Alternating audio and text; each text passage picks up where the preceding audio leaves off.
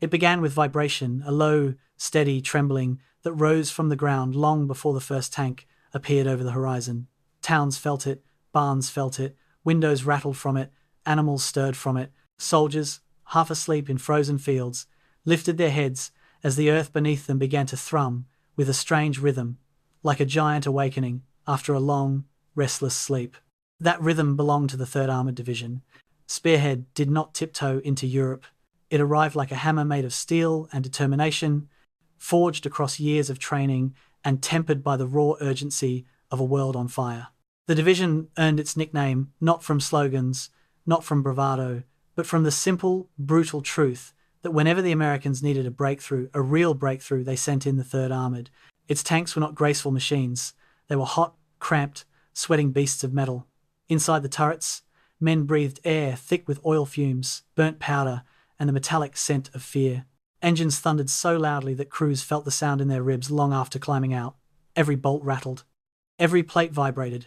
Every moment inside a tank was a reminder that survival depended on skill, timing, luck, and the thickness of steel that separated a man from a shell fired in his direction.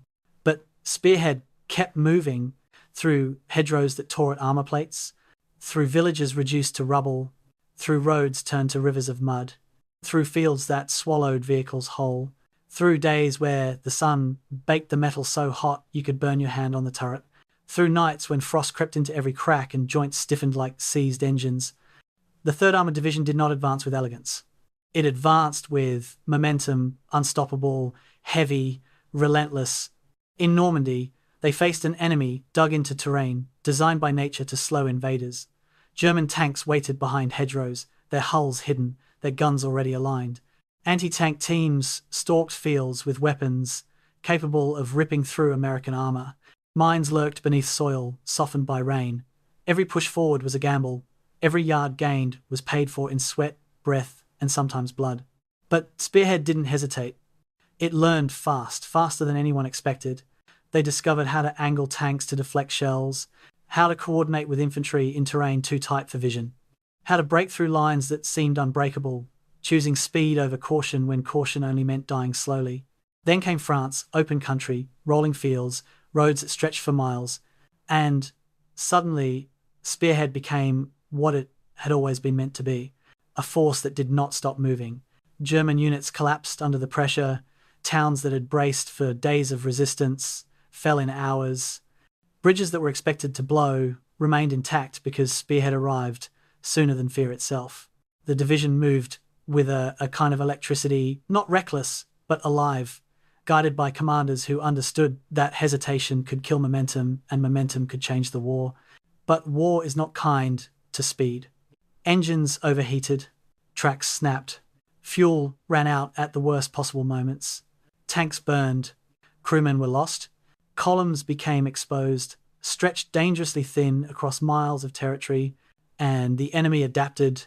Ambushes waited behind hills. Anti-tank guns emerged from barns.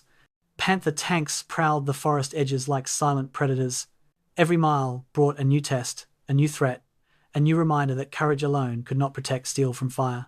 Then came the push into Belgium and the approach to the Siegfried Line, a barrier of pillboxes and dragon's teeth that rose from the ground like the spine of a buried monster. The 3rd Armoured battered against it, again and again, until cracks formed, gaps widened, and the line that had once been called impenetrable finally began to bend. And then, the bulge. Winter crashed into the Ardennes with a fury that felt personal. Snow fell in violent swirls. Roads iced over. Engines struggled. Visibility shrank to nothing. Spearhead found itself facing an enemy that had suddenly surged back to life, striking with venom, precision, and desperation. Tank battles erupted in forests, where trees exploded from artillery. Fields turned white with frost and red with consequence. The division fought not for distance now, but for survival and for the men trapped under siege in towns like St. Vith and Bastogne. But the 3rd Armoured Division did what it was built to do. It pushed, it endured, it broke through. Into Germany, the fighting sharpened. Cities burned. Roads collapsed. Rivers turned into battlegrounds. And as Spearhead advanced deeper, it began to uncover the darkest truths of the war towns, emptied by fear, camps whose existence would haunt memory forever, landscapes scarred by cruelty. And yet, even in those final miles, the division kept moving, driving toward the heart of a regime that could stall, could resist, could delay but could not stop the momentum of men who refused to turn back. Tonight, we return to them, to the roar of engines before dawn, to the shells clattering inside turrets, to the frost on steel and sweat on faces, to the relentless grind of the armoured spear that carved its way through Europe's hardest ground. Before we continue, I want to ask you something gentle, something personal, spoken in your own words. Where in the world are you listening from tonight? And what hour has found you there? Is it late, quiet, warm, still? And if these long, heavy journeys into the past help you slow your breathing, quiet your thoughts, or drift towards sleep, consider subscribing. August 2nd, 1944. Near Mons, Belgium, a German radio operator from the 116th Panzer Division hunches over his equipment in a farmhouse cellar, sweat dripping despite the cool underground air. His hands shake as he transmits the same message for the third time, knowing his commanders won't believe what he's reporting. Massive American tank formations approaching from the west. Numbers beyond counting. They move like they've done this before. The response crackles back, sharp with disbelief. What American tank formations? Intelligence shows nothing of this scale in the sector. The operator sets down his headset and climbs the cellar stairs to look again, hoping he was wrong. Through the shattered window, the column of Sherman tanks stretches beyond the horizon, a river of steel flowing through the Belgian countryside with a precision that makes his stomach turn. The Germans had expected scattered American armour, perhaps a battalion here, a company there. What rolled toward them that August morning was something entirely different. 232 medium Sherman tanks moved in coordinated columns, flanked by armoured infantry carriers and self-propelled guns. Behind them came the support echelon, a tail of supply trucks and recovery vehicles that stretched for miles. This was the 3rd Armoured Division, and the Wehrmacht had no file on them, no intelligence briefing, no assessment of their capabilities. The division had landed on Omaha Beach on June 23rd, 3 weeks after D-Day, but had remained in reserve, training and preparing, while other units bled themselves white in the Normandy hedgerows. Now, unleashed for the first time, they were about to announce themselves to the German army in the most violent way possible. For the people of Mons, the sight was equally shocking, but for different reasons. 4 years of occupation had taught them what tanks meant. German panzers rolling through their streets, the heavy treads cracking cobblestones, the black crosses that marked occupation and oppression.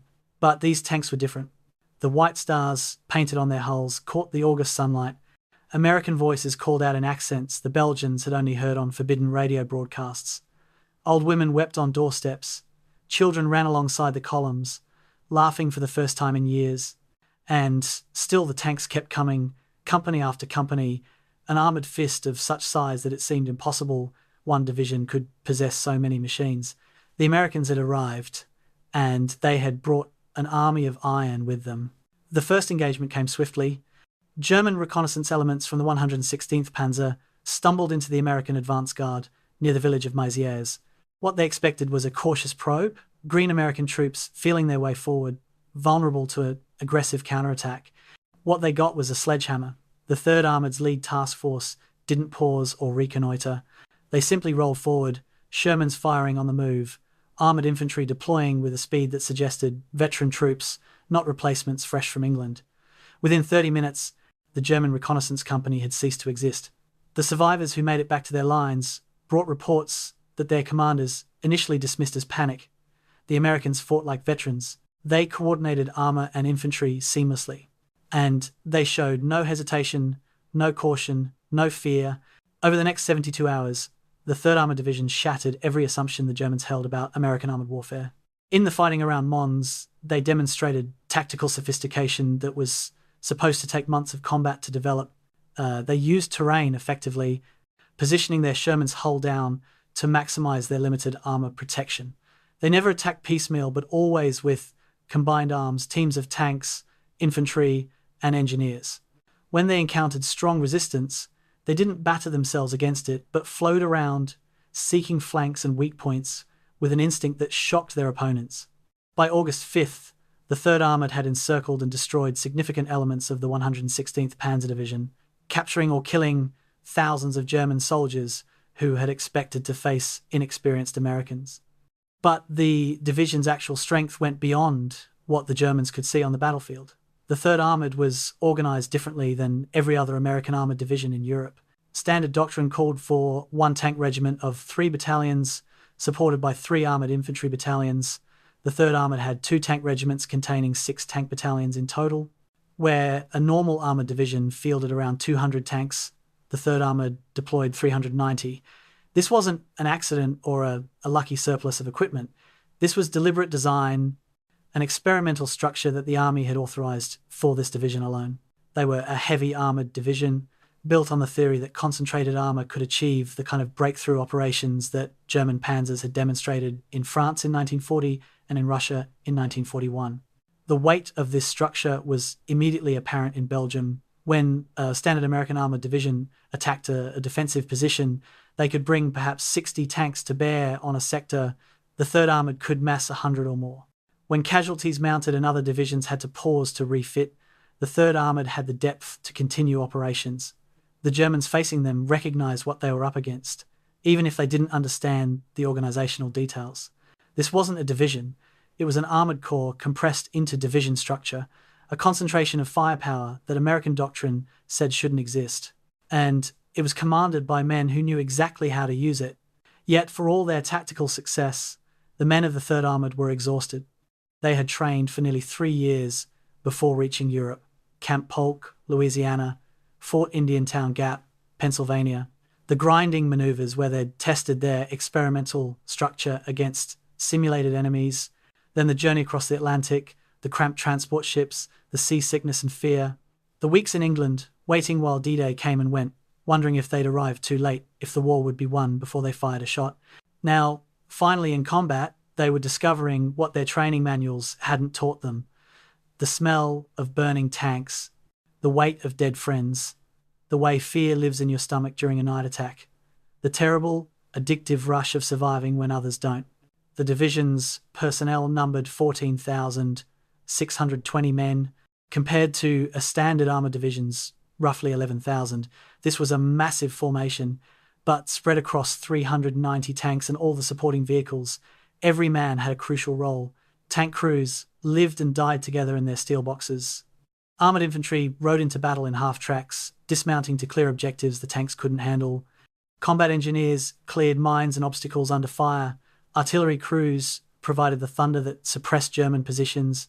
Maintenance companies performed miracles, keeping tanks running despite mechanical failures and battle damage. And binding them all together was a command structure that emphasized speed, aggression, and initiative at every level. The people of Mons would never forget what they witnessed in those early August days. The liberation itself was a cascade of emotions: joy, relief, grief for those who hadn't survived to see this moment, rage at the retreating Germans. But watching the Americans fight left a different impression. These were not the uncertain troops of the early war, the Americans who had been mauled at Kasserine Pass in North Africa. These were professionals who happened to be fighting their first battle. They moved with purpose.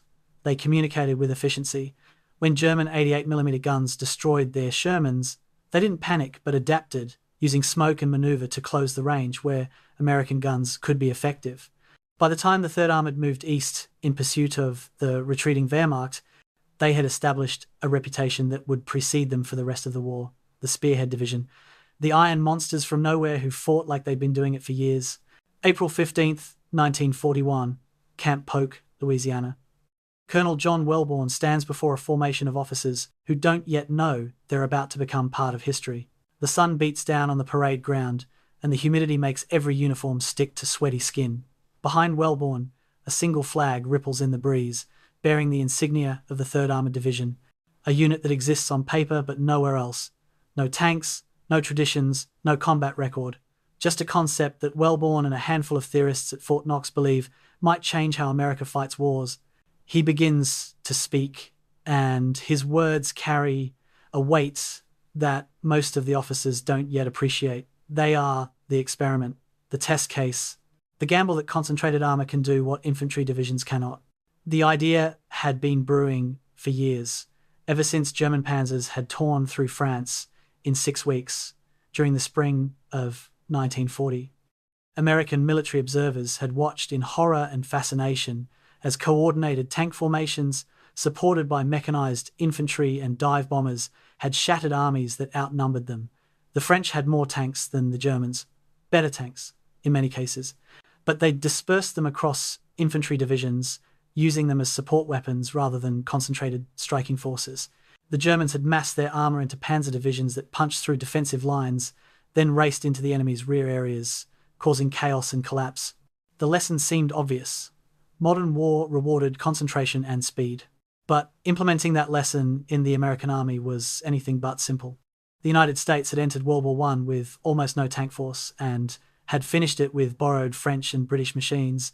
Between the wars, the tank corps had been reduced to almost nothing, starved of funding, while isolationist sentiment kept military budgets minimal. When rearmament finally began in earnest in 1940, the army had to build an armoured force essentially from scratch. They had enthusiasm. They had brilliant theorists. What they didn't have was certainty about what actually worked. Should armour be concentrated or dispersed? Should tanks fight other tanks or focus on breakthrough? How much infantry did an armoured division need? What was the right balance between firepower, protection, and mobility? The Armoured Force Board at Fort Knox had wrestled with these questions throughout 1940 and into 1941.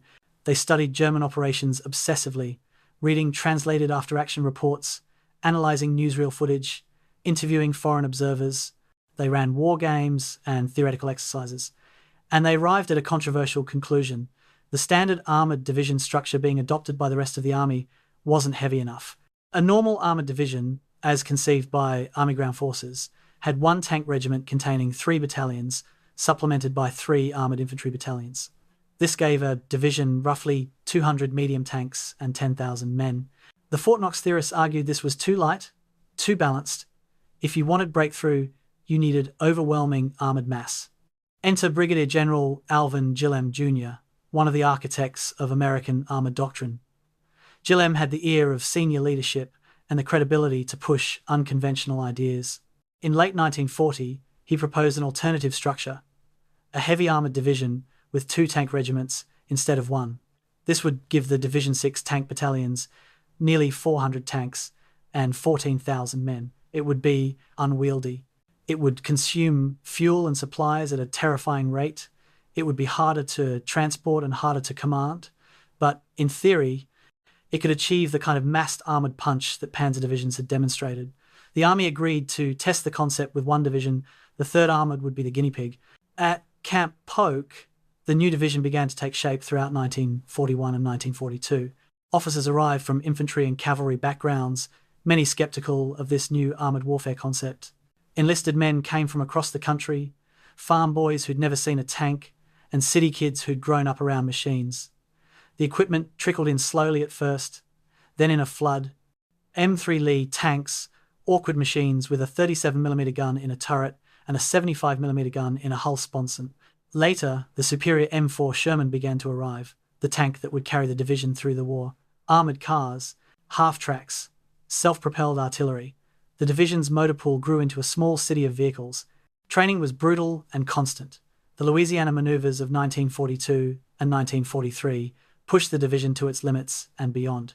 They practiced river crossings, night attacks, exploitation, pursuit. They learned to coordinate between tank battalions and infantry battalions, to call for artillery support, to maintain vehicles in the field, and they tested the heavy division concept against aggressor forces. The results were striking. When the 3rd Armoured attacked, they hit with a weight that standard divisions couldn't match. They could absorb casualties and continue attacking. They could mass overwhelming force at critical points, but they also consumed supplies at an alarming rate and proved difficult to control across wide frontages. The experiment was showing promise, but also revealing challenges. October 1942 brought a sobering moment. Newsreels from North Africa showed American tanks being destroyed by German forces at Kasserine Pass. The 1st Armoured Division, equipped with many of the same Shermans the 3rd Armoured was training on, had been mauled by experienced German panzer troops. The tanks that looked formidable in Louisiana looked vulnerable in the desert. The tactics that worked in maneuvers fell apart against veterans. Men in the 3rd Armoured watched those newsreels and realised their training, however intense, was preparing them for an enemy who had been perfecting armoured warfare since 1939.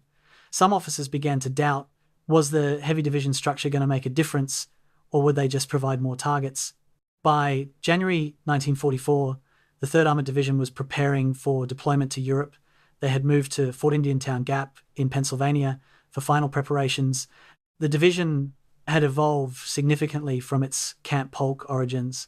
Equipment had been updated, tactics had been refined based on lessons from North Africa, Sicily, and Italy. The command structure had been streamlined, but the fundamental question remained unanswered. Would this experimental heavy structure prove superior in combat, or was it an overbuilt liability? Army Ground Forces had already standardized the lighter division structure for every other armoured formation. The 3rd Armoured stood alone in its organization, a test case that would either validate the concept or prove it wrong. The men who would take this experiment into combat were, by mid-1944, as ready as peacetime training could make them. They knew their equipment intimately. They understood combined arms coordination. They had trained under commanders who emphasized aggression and initiative. But they also knew that training and combat were different universes. The tanks they would face in Europe, the German Panthers and Tigers, were superior to their Shermans in armour and firepower. The enemy they would fight had been hardened by years of war on multiple fronts. And the experimental structure that made them unique also made them conspicuous. If the 3rd Armoured failed, it would be a very public failure. If they succeeded, they would prove that concentrated armour could be the decisive factor in modern warfare. As they boarded ships for England in the spring of 1944, they carried with them not just weapons and equipment, but the weight of an experiment that would be judged in blood.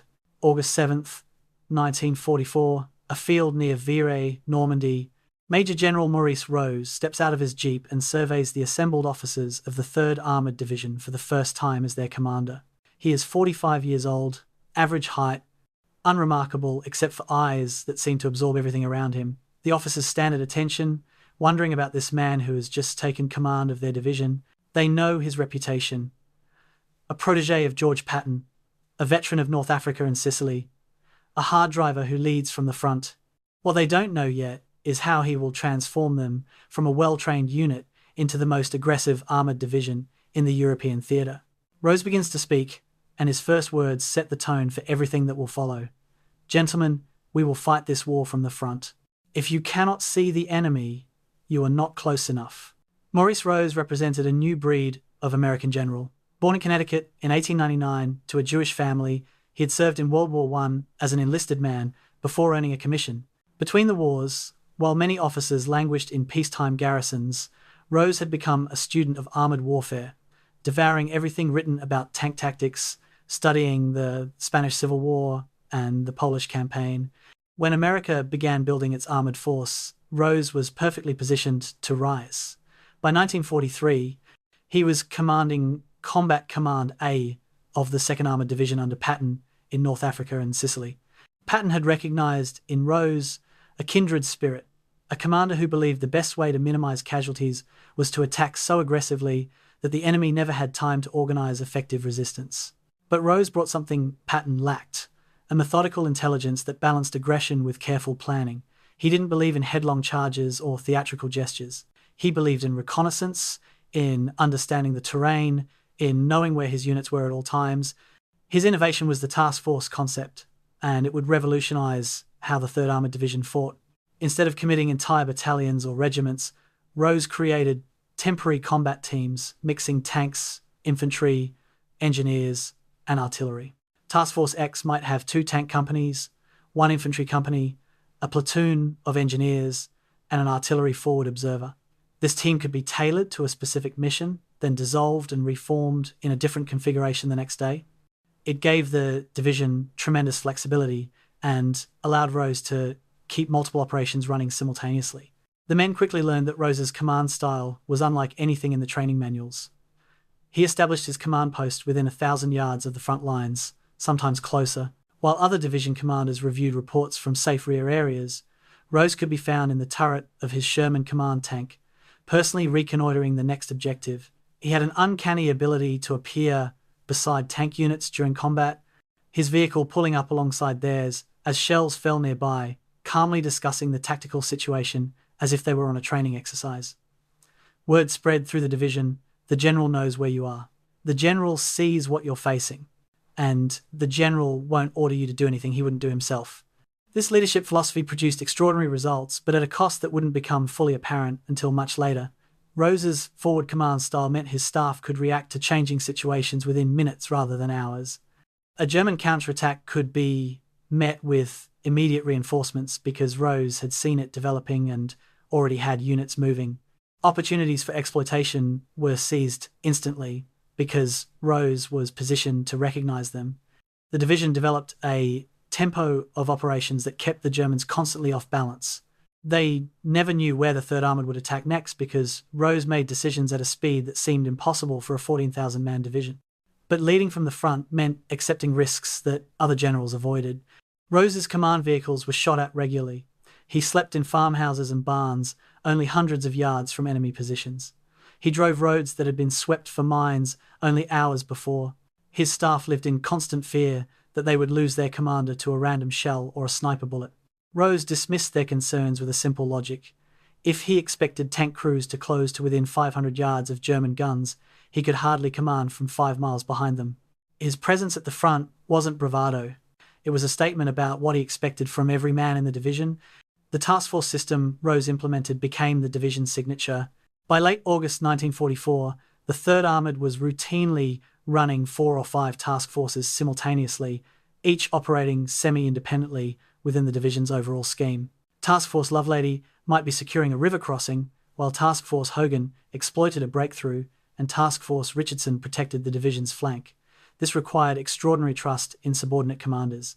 Rose selected officers who shared his aggressive instincts and then gave them freedom to execute missions as they saw fit. The result was a division that fought like a hydra, attacking from multiple directions, overwhelming German commanders who couldn't figure out which threat to address first. Rose also recognized what his division could and couldn't do.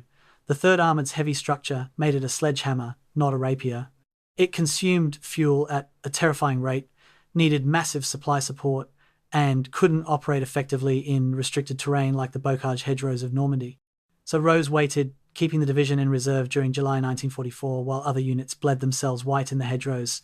He used this time to perfect his command system, to train his staff, to ensure every officer understood his philosophy.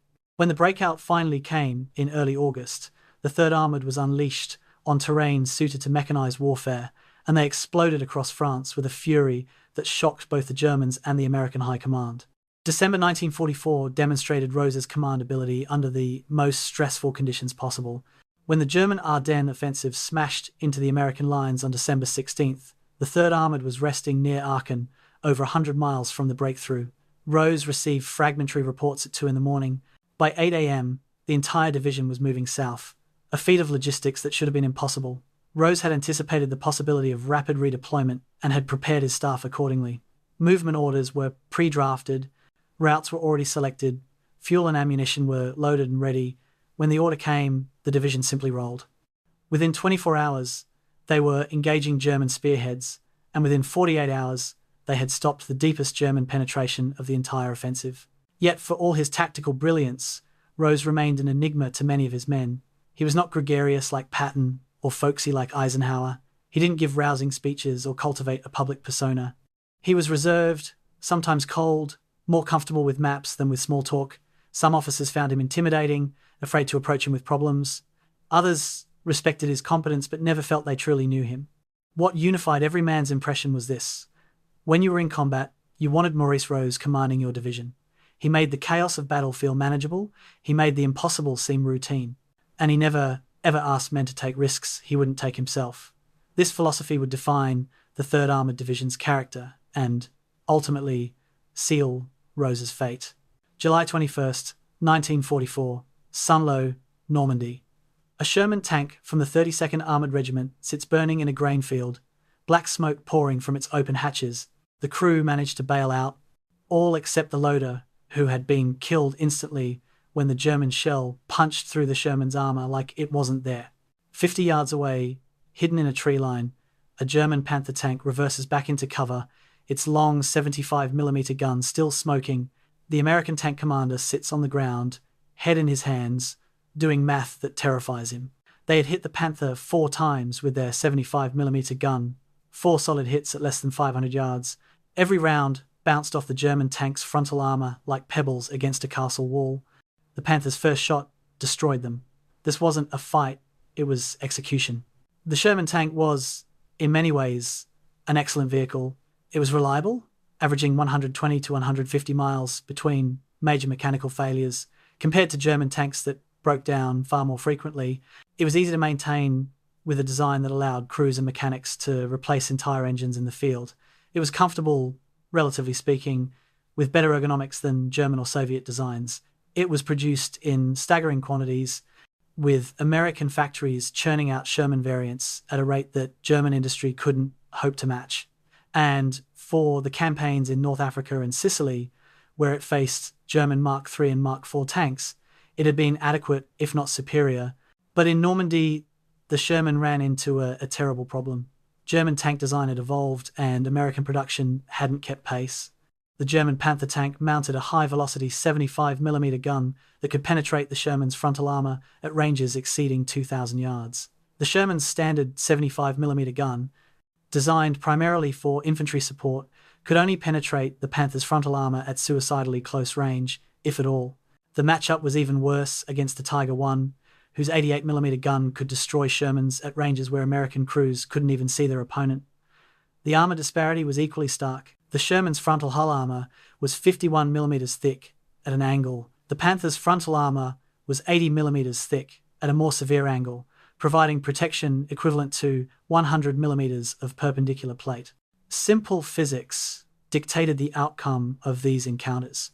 American tankers in the 3rd Armored Division learned this brutal reality in their first engagements in France.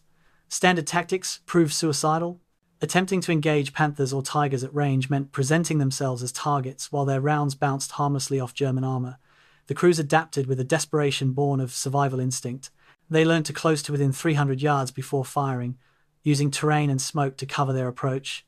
They learned to target German tank tracks and gun barrels, hoping to mission kill rather than destroy. They learned that Panthers and Tigers had thinner side and rear armor, which meant flanking shots had a chance of penetration. Most importantly, they learned to concentrate multiple Shermans against single German heavy tanks, accepting that the 1st or 2nd Sherman would probably be destroyed while the 3rd or 4th got into position for a killing shot. This brutal calculus became a grim joke that spread through the division. A Sherman can take a Tiger if you have 5 Shermans. The mathematics of this exchange haunted everyone who understood them. The 3rd Armored Division had 390 tanks at full strength. If every engagement cost them 3 or 4 Shermans to destroy 1 German heavy tank, how long could they sustain operations? The answer came in maintenance reports and casualty figures. During August and September of 1944 alone, the division lost 125 tanks. Some were recovered and repaired, others became burnt-out hulks in French fields, graves for the men who couldn't escape. The army's response to this crisis came slowly and inadequately. In September 1944, the 3rd Armoured began receiving M4A 3 Shermans armed with 76mm high-velocity guns. These were better, capable of penetrating Panther armour at more reasonable ranges, but still inferior to German guns in penetration and to German armour in protection. The British had developed an even better solution, mounting their 17-pounder gun on Sherman chassis to create the Firefly. A handful of these made their way to American units, but most went to British and Canadian forces. The reality was that American tankers would fight the entire European war in tanks that were outgunned and out-armoured by the best German machines. Yet the Sherman's disadvantages in tank-on-tank combat were partially offset by other factors that training manuals rarely mentioned. American logistics kept Shermans running and supplied. When a German Panther suffered engine failure, which happened frequently given the Panther's unreliable Maybach engine, it often had to be abandoned for lack of spare parts or recovery vehicles. When an American Sherman broke down, a maintenance crew usually had it running again within 24 hours. American artillery coordination was superior, meaning Shermans could call for devastating fire support to suppress German anti-tank guns. American air superiority meant that German armor couldn't move during daylight without risking destruction from above. And critically, American production meant that every Sherman loss could be replaced, while German tank losses were increasingly permanent. The men who fought in Shermans developed a complex relationship with their vehicles. They cursed the thin armor that wouldn't stop German guns. They hated the high profile that made Shermans easy targets. They feared the gasoline engines that turned tanks into infernos when penetrated. But they appreciated the reliability, the mechanical simplicity, the fact that when a Sherman ran, it ran well. Crew names appeared on tanks: Death Dealer, Big Shot, Annihilator. The names were bravado, whistling in the dark against the knowledge that their steel coffins were inferior to what they faced. Some crews added sandbags or spare track links to their hulls, hoping for extra protection. It rarely helped, but doing something felt better than accepting vulnerability passively. The 3rd Armoured Division's solution to the Sherman problem was doctrinal rather than technological. Since they couldn't match German tanks one-on-one, they made sure to never fight one-on-one. The division's heavy structure meant they could mass overwhelming numbers at critical points. Where a German company might field 15 Panthers, the 3rd Armoured could bring 60 Shermans to that sector. Standard engagement doctrine became fix the enemy with one force, flank with another, overwhelm with numbers. They accepted higher casualties than German units, but made those casualties count by ensuring the Germans suffered unsustainable losses. It was a brutal calculation that worked because American industrial capacity could replace losses while German industry, despite its technical sophistication, could not. By late 1944, an experienced Sherman crew had learned dozens of tricks for survival. They knew to never expose their silhouette on ridgelines. They knew to fire and immediately reverse into cover. They knew the sound of different German guns and could judge range by the crack of incoming rounds. They knew to scan tree lines for the glint of German optics. They knew that when fighting in villages, the first tank down a street usually died, so someone else should go first if possible. They knew to bail out the instant a German shell penetrated, because the second shot came within seconds. This knowledge, purchased with lives, was passed from veteran crews to replacements, a curriculum written in blood. The Sherman was a flawed weapon, but in the hands of men who understood its limitations and fought accordingly, it was adequate. Barely adequate, inadequate on paper, but adequate enough to win. August 7th, 1944, 2 a.m, the field telephone in Major General Maurice Rose's command post rings with the urgency that means something has gone catastrophically wrong. Rose is already awake. He sleeps lightly in combat zones, and tonight his instincts had kept him restless. The operations officer's voice is tight with controlled panic. Sir, 7th Corps reports major German counteroffensive in progress.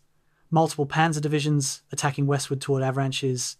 Our positions at Mortain are under heavy assault. Rose is on his feet before the report finishes, his mind already racing through options. The Germans are attempting to cut the narrow corridor that connects Patton's breakout forces to the rest of the Allied armies. If they succeed, 30,000 American troops will be cut off and possibly destroyed. The 3rd Armoured Division is resting 50 miles from Mortain, recovering from their first week of combat. Resting time is over. Operation Lüttich, Hitler's personally ordered counteroffensive, represented Germany's last chance to stop the Allied breakout from Normandy. 4 Panzer divisions, including the elite 1st SS and 2nd SS Panzer divisions, had been scraped together for a desperate thrust westward. The objective was Avranches, the hinge point of the entire Allied advance. Capture of Avranches and Patton's Third Army would be isolated and vulnerable. The German High Command knew this was a massive gamble. They were stripping the front line of armoured reserves for an attack that had to succeed quickly before American air power could respond. But Hitler had demanded a counteroffensive, and Field Marshal Gunther von Kluge had assembled the strongest force he could manage. By the early morning hours of August 7th, over 180 German tanks were rolling westward through darkness and fog. The American forces in Mortain's path had no warning. The 30th Infantry Division, holding positions around the town, suddenly found themselves under assault by veteran panzer troops who moved with a confidence that American troops hadn't seen since Kasserine Pass. By dawn, German tanks had penetrated deep into American positions, cutting off an infantry battalion on Hill 314 and creating chaos in the rear areas. Radio reports flooding into American headquarters painted a picture of disaster in the making. German armour was advancing rapidly, American positions were collapsing, the narrow corridor to Patton's forces was in immediate danger. Corps and army commanders faced a critical decision: which units could reach Mortain fast enough to matter.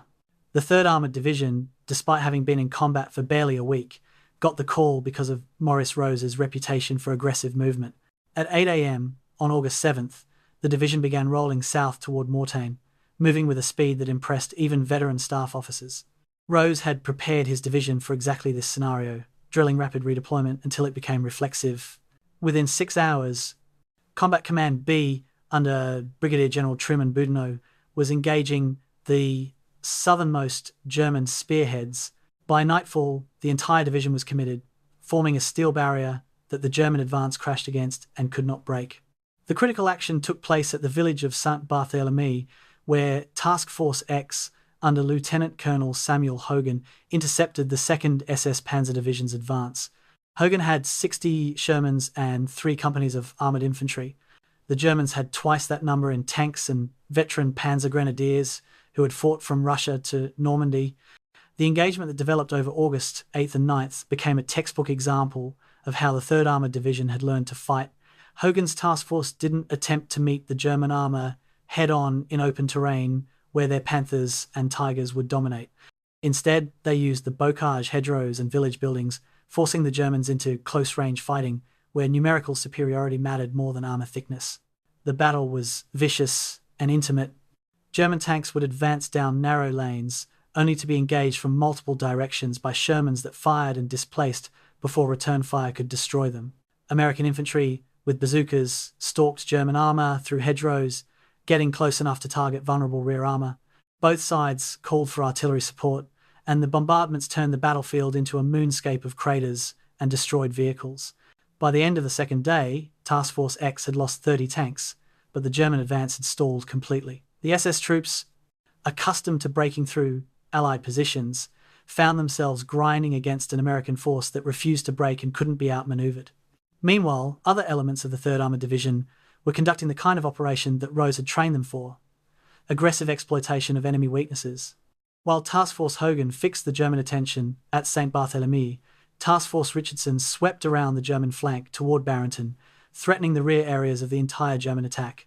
This forced von Kluge to commit his reserves to protect his supply lines rather than reinforcing his spearheads. By August 10th, the German offensive had not just stalled but was in danger of being encircled itself. The hunters had become the hunted. The human cost of stopping Operation Lüttich was staggering for both sides. The 3rd Armoured Division suffered 90 tank losses and over 400 casualties in 5 days of intense fighting. But German losses were unsustainable. The Panzer's divisions committed to the attack lost an estimated 84 tanks destroyed or disabled, and critically, they lost them in a failed offensive that had yielded no strategic gain. The experienced crews, the veteran Panzer Grenadiers, the limited fuel reserves, all expended for nothing. By August 12th, when American forces finally relieved the surrounded battalion on Hill 314, the German counteroffensive had collapsed entirely. The door to the Falaise Gap remained open, and German forces in Normandy were now trapped in a closing vice. For the 3rd Armoured Division, Mortain was a validation. The experimental heavy structure had proven its worth, allowing the division to sustain intense combat operations while maintaining enough strength to continue attacking. The task force system had demonstrated its flexibility, enabling Rose to fight on multiple axes simultaneously. And the division's aggressive doctrine had passed its first major test against elite German troops. But the price of this success was measured in burnt-out Shermans and flag-draped bodies.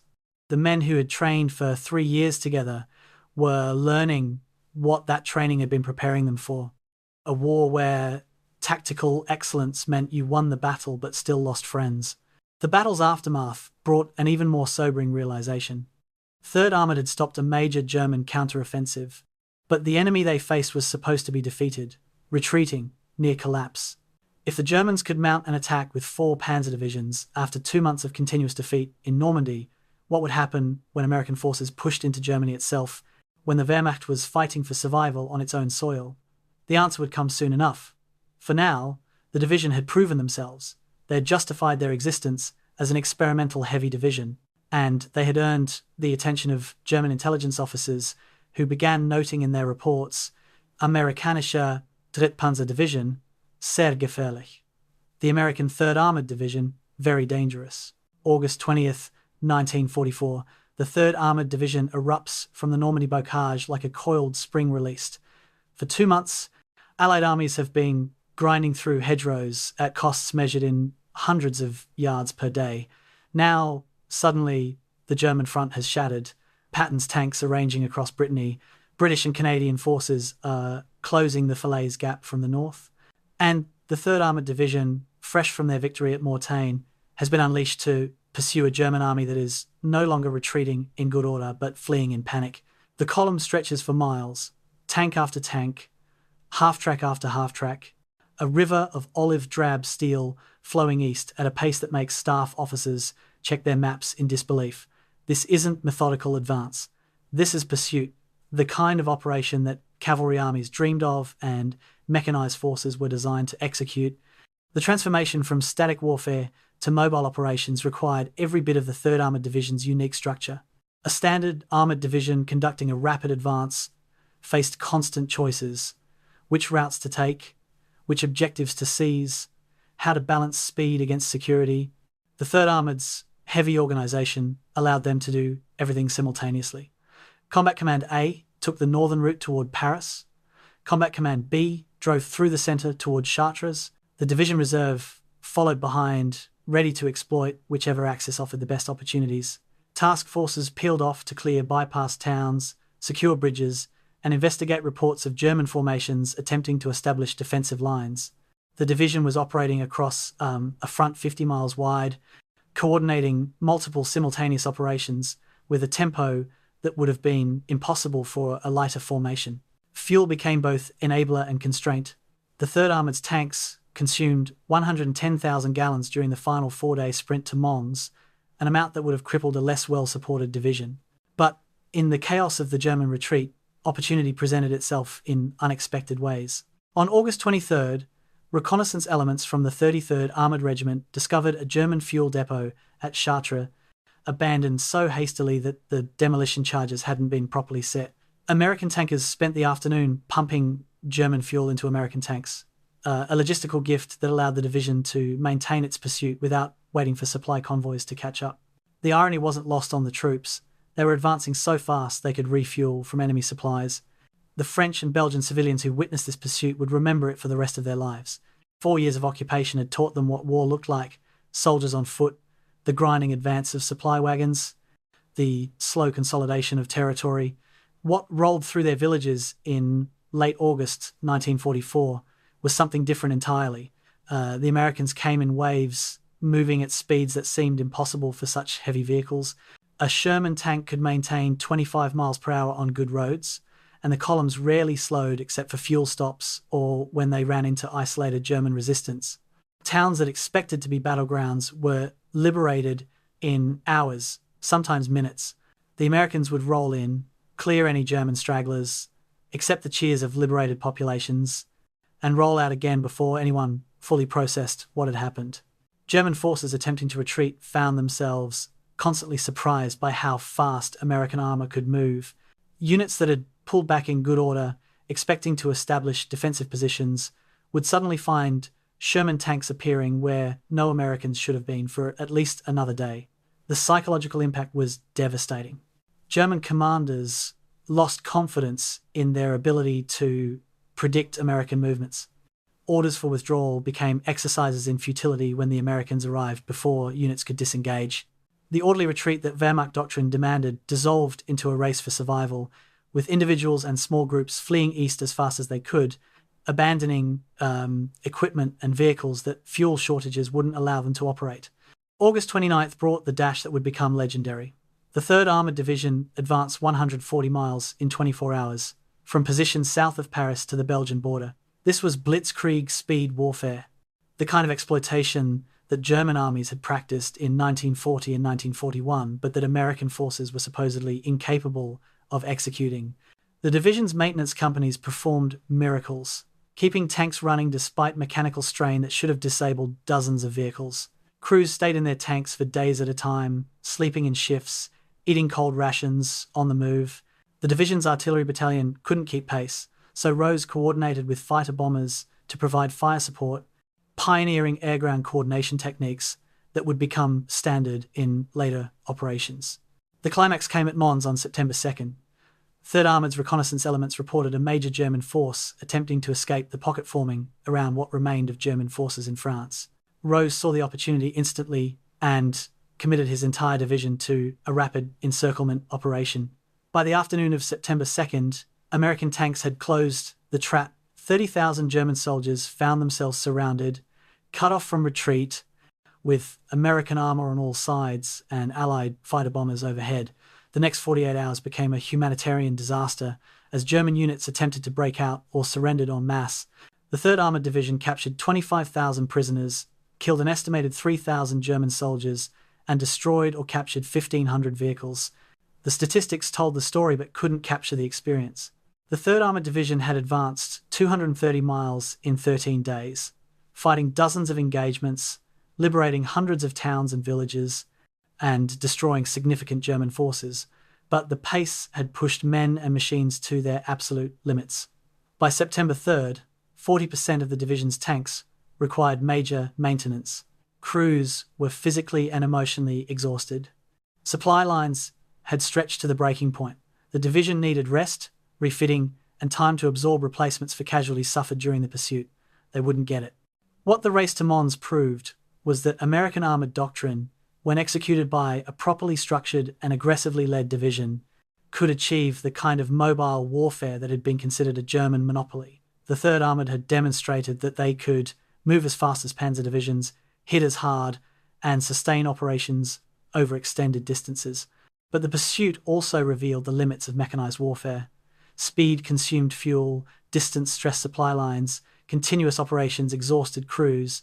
The division had proven what was possible. Now they would learn what was sustainable.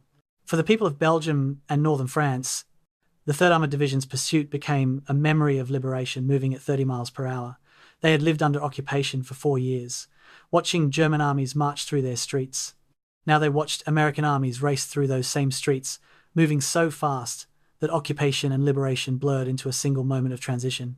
Old men would tell stories decades later about the tank columns that never seemed to end, about American soldiers who waved from turrets but didn't stop, about a war machine that moved with such purpose it seemed unstoppable.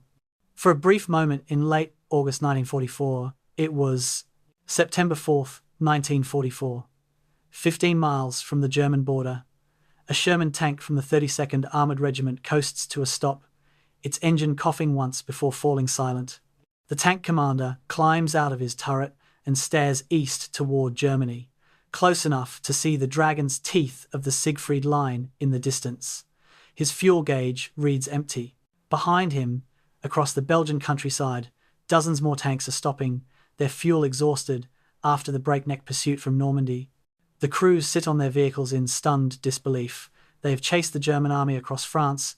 They have advanced further and faster than any American division. The war seems almost won, and they have been stopped not by German resistance but by an empty fuel tank. No bullets, no artillery, no panzers, just mathematics, 500 miles from the Normandy beaches, and no more gasoline. The logistical miracle that had brought the Allies from Normandy to Germany's border was collapsing under its own success. When planners had designed the invasion, they anticipated a methodical advance, with supply bases moving forward in stages as territory was captured. The breakout from Normandy had rendered those plans obsolete. American armies had advanced so quickly that they had outrun the carefully planned logistics network. The port of Cherbourg, captured in late June, was 450 miles behind the front lines. Every gallon of fuel, every artillery shell, every ration had to travel that distance over roads that were never designed for this kind of traffic. The famous Red Ball Express, a dedicated truck route operated primarily by African-American transportation companies, was moving 7,000 tons of supplies daily. It wasn't nearly enough. The 3rd Armored Division's fuel requirements made them particularly vulnerable to supply shortages. In sustained operations, the division consumed 50,000 to 70,000 gallons of gasoline per day.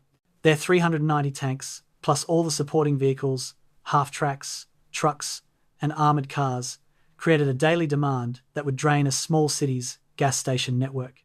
During the pursuit across France, they had stayed fueled through a combination of captured German supplies and absolutely Herculean efforts by supply units.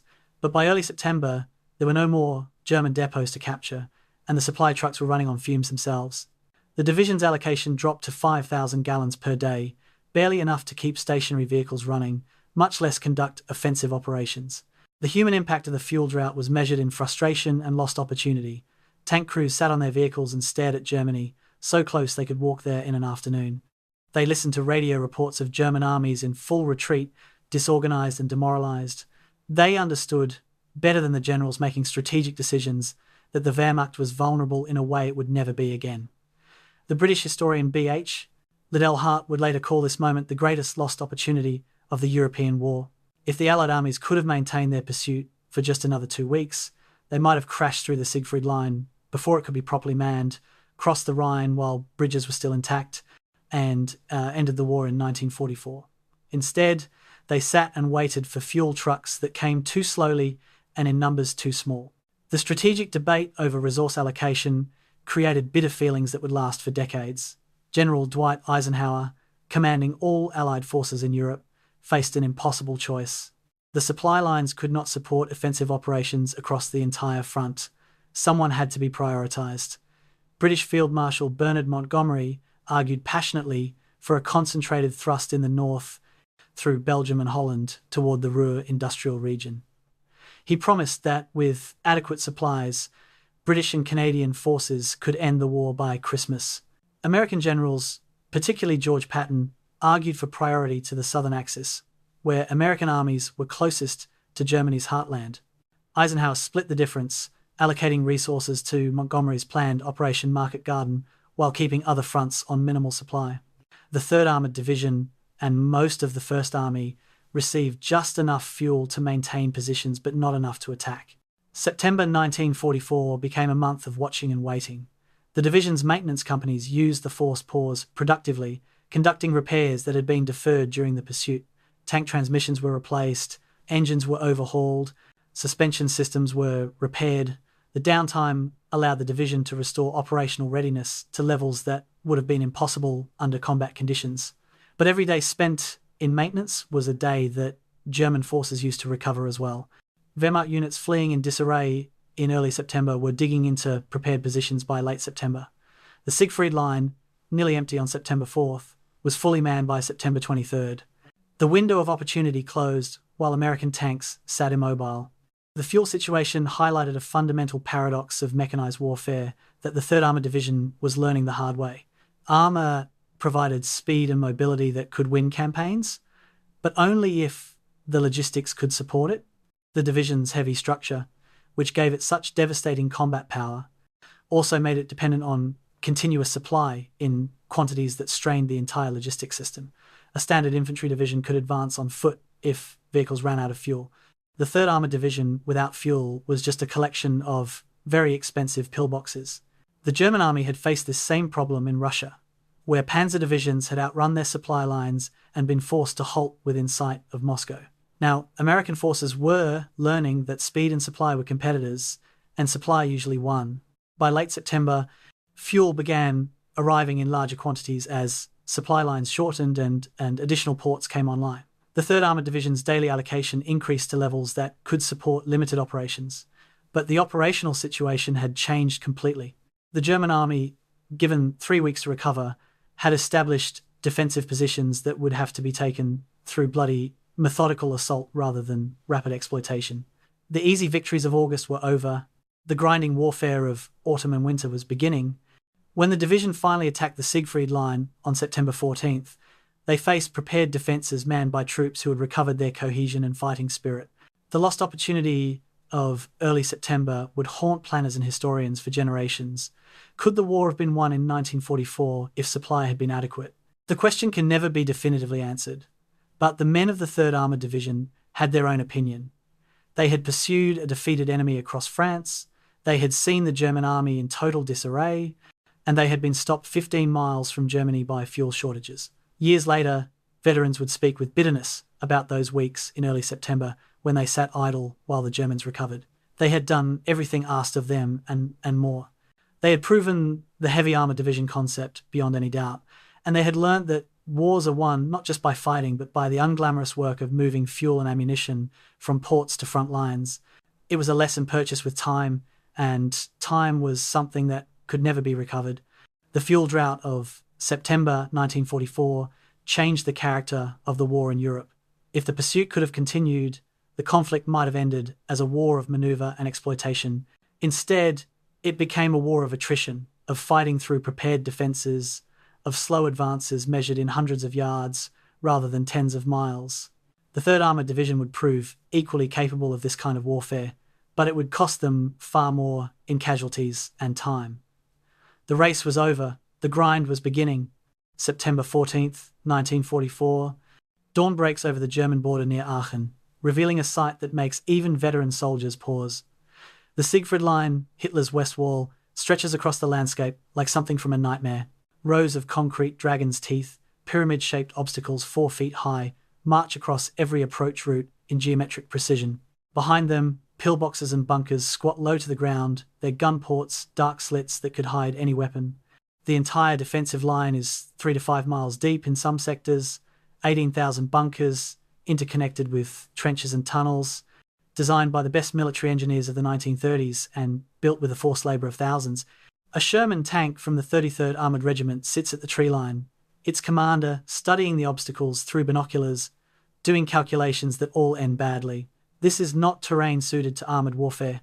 This is a fortress. The 3rd Armoured Division's assault on the Siegfried Line represented everything their training and doctrine had taught them to avoid. Mechanised warfare thrived on movement, manoeuvre, exploitation of weak points. The West Wall offered none of those opportunities. The Dragon's Teeth were specifically designed to channel armour into killing zones covered by anti-tank guns. The bunkers provided protected firing positions that were nearly immune to tank rounds. The entire defensive system was built on the assumption that attackers would have to come to the defenders on terrain of the defenders' choosing. For a division accustomed to racing across France at 30 miles per hour, the shift to measuring advances in yards per day was psychologically devastating. The initial attacks in mid-September revealed how completely the tactical situation had changed. Combat Command B assaulted positions near Hürtgen on September 14, employing tactics that had worked brilliantly during the pursuit. Rapid advance, aggressive exploitation of gaps, overwhelming firepower. They ran directly into a defensive system designed to negate every one of those advantages. German anti-tank guns, emplaced in prepared positions with overlapping fields of fire, destroyed the lead Shermans before the American crews even identified the threat source. When engineers moved forward to clear obstacles, machine guns and mortars from bunkers cut them down. American artillery, usually devastating in open terrain, had limited effect on fortifications built with 6 feet of reinforced concrete overhead. The division adapted with brutal lessons learned in real time. Direct assault against prepared positions was suicidal, so they developed new tactics. Combat engineers with pole charges and flamethrowers moved forward under covering fire from tanks and infantry. The engineers would maneuver close enough to place demolition charges against bunker apertures or use flamethrowers to neutralize defenders. Meanwhile, tank destroyers with 90mm guns provided overwatch, engaging any German position that revealed itself. Infantry-tank coordination, always important, became absolutely critical. Tanks advancing without infantry support were vulnerable to German infantry with Panzerfausts, the handheld anti-tank rockets that could destroy a Sherman from close range. Infantry advancing without tank support was shredded by machine gun fire from bunkers. October brought urban warfare as the 3rd Armoured Division pushed into Stolberg, an industrial city that anchored the northern approach to Aachen. The city's steel foundries and factories created terrain that was even worse for armour than the Siegfried Line's open killing zones. Narrow streets channeled tanks into ambush sites. Rubble from Allied bombing created obstacles that forced vehicles to slow or stop. German defenders, using 3- and 4-story buildings as firing positions, could attack tanks from above, targeting the thin top armour. The division's casualty rates spiked.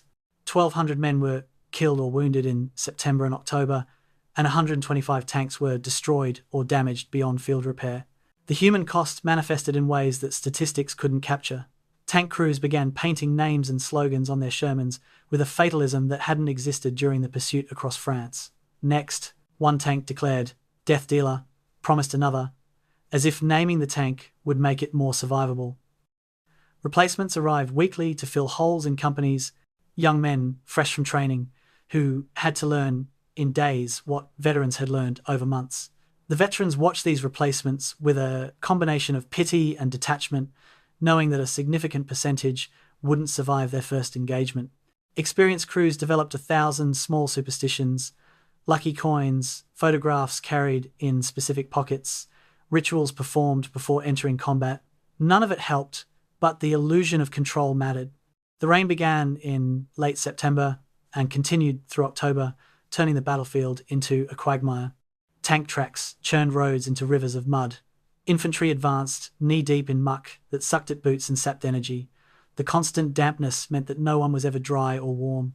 Soldiers developed trench foot, a condition that could lead to gangrene and amputation if untreated. The maintenance challenges multiplied as mud-clogged tank suspensions and engines overheated from the strain of operating in difficult terrain. The division's tank strength, which had been nearly 400 during the pursuit, dropped to 250 operational vehicles by late October. The rest were deadlined for maintenance or repair. The Germans defending the West Wall were a mixed force of elite troops and desperate improvisation. Some bunkers were manned by veterans from the Eastern Front, hard men who knew exactly how to use the terrain and fortifications to maximum advantage. Other positions were held by old men from Volksgrenadier divisions, barely trained replacements who sometimes surrendered at the first serious assault. The 3rd Armoured Division learned to identify which positions were held by which troops, focusing their main efforts against the weakly held sectors while containing the veteran positions with minimum force. It was warfare by process of elimination, grinding through the defensive system one bunker at a time. The breakthrough toward Eschweiler in November demonstrated what the division had become. This was not the fast-moving, exploitation-focused force that had raced to Mons. This was a methodical, brutal assault formation that had learned urban combat through necessity. Tank infantry teams cleared buildings systematically. Engineers blew demolitions to create paths through rubble. Artillery pounded defensive positions for hours before assaults. The division advanced at a pace that would have been unthinkable in August. 1 to 2 miles per day, sometimes less, each mile purchased with blood and time. By November 16th, when Eschweiler finally fell, the division had advanced 12 miles in 6 weeks. 78 tanks had been destroyed, and 950 men were casualties. The Siegfried Line campaign taught the 3rd Armoured Division that their heavy structure, designed for exploitation warfare, could also function in attritional combat. The extra tank battalions provided depth that allowed the division to sustain operations while rotating damaged units out of line. The aggressive leadership that had served them well in France adapted to the slower pace of fortress warfare, but the cost was severe and cumulative. Every day in the West Wall claimed men and machines that could never be completely replaced. Replacements arrived, new tanks were issued, but the division that had assaulted the Siegfried Line in September was not the same division that finally broke through in November. They were harder, more experienced, more capable. They were also diminished, carrying losses that no amount of replacement personnel could truly restore. The experiment that had begun at Camp Polk was being tested in the most unforgiving classroom imaginable, and the tuition was paid in lives. October 15th, 1944, the outskirts of Stolberg, Germany, a column of Sherman tanks from Task Force Lovelady rolls cautiously into the industrial district, their engines echoing off factory walls that loom 3 and 4 stories high.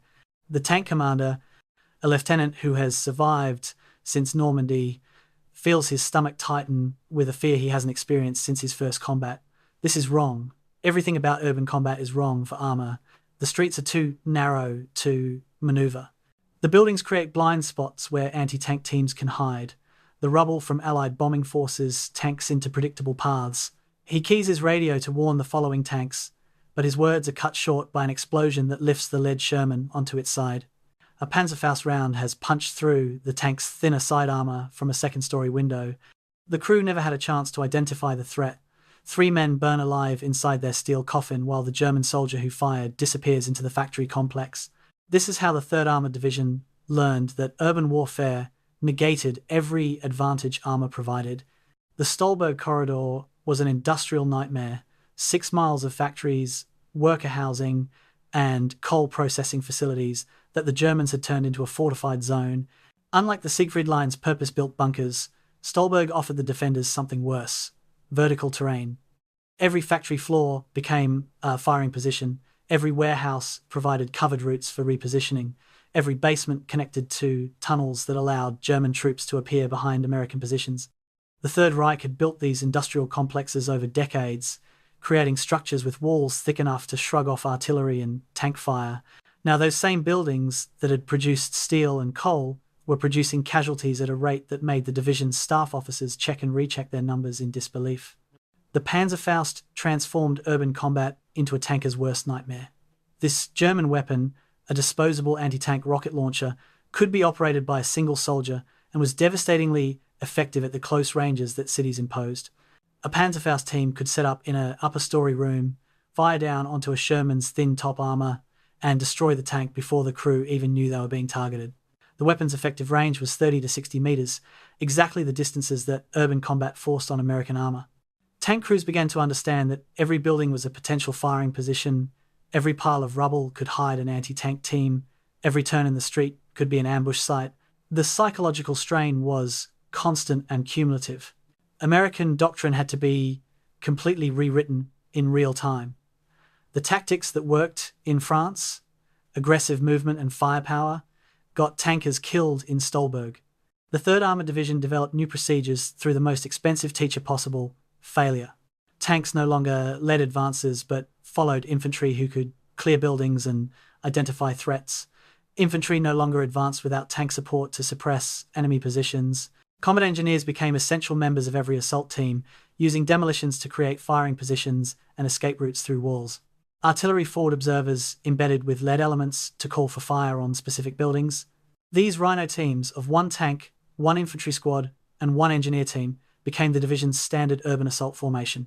The fighting devolved into a grinding room-by-room clearance that consumed time and lives in equal measure. An infantry squad would approach a factory building covered by tank fire. Engineers would blow a hole in the outer wall rather than use doors or windows that might be booby-trapped. Infantry would enter with grenades and automatic weapons, clearing each room before moving to the next floor. Meanwhile, the supporting tank maintained overwatch, its machine guns and main gun ready to suppress any German position that revealed itself. This process would be repeated dozens of times per building, hundreds of times across the entire industrial complex. Progress was measured in city blocks, and each block took days to secure. The casualty ratio that had favoured the Americans in open terrain shifted dramatically in Stolberg. During the pursuit across France, the 3rd Armoured had enjoyed approximately 3-to-1 casualty ratios, killing or capturing 3 Germans for every American lost. In Stolberg, the ratio approached 1-to-1, sometimes worse, in particularly difficult sectors.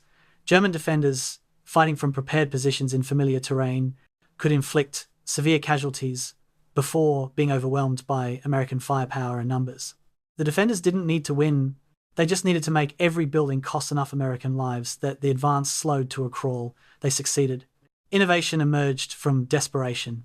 Tank crews and infantry developed a field-expedient communication system using telephones mounted on the back of tanks.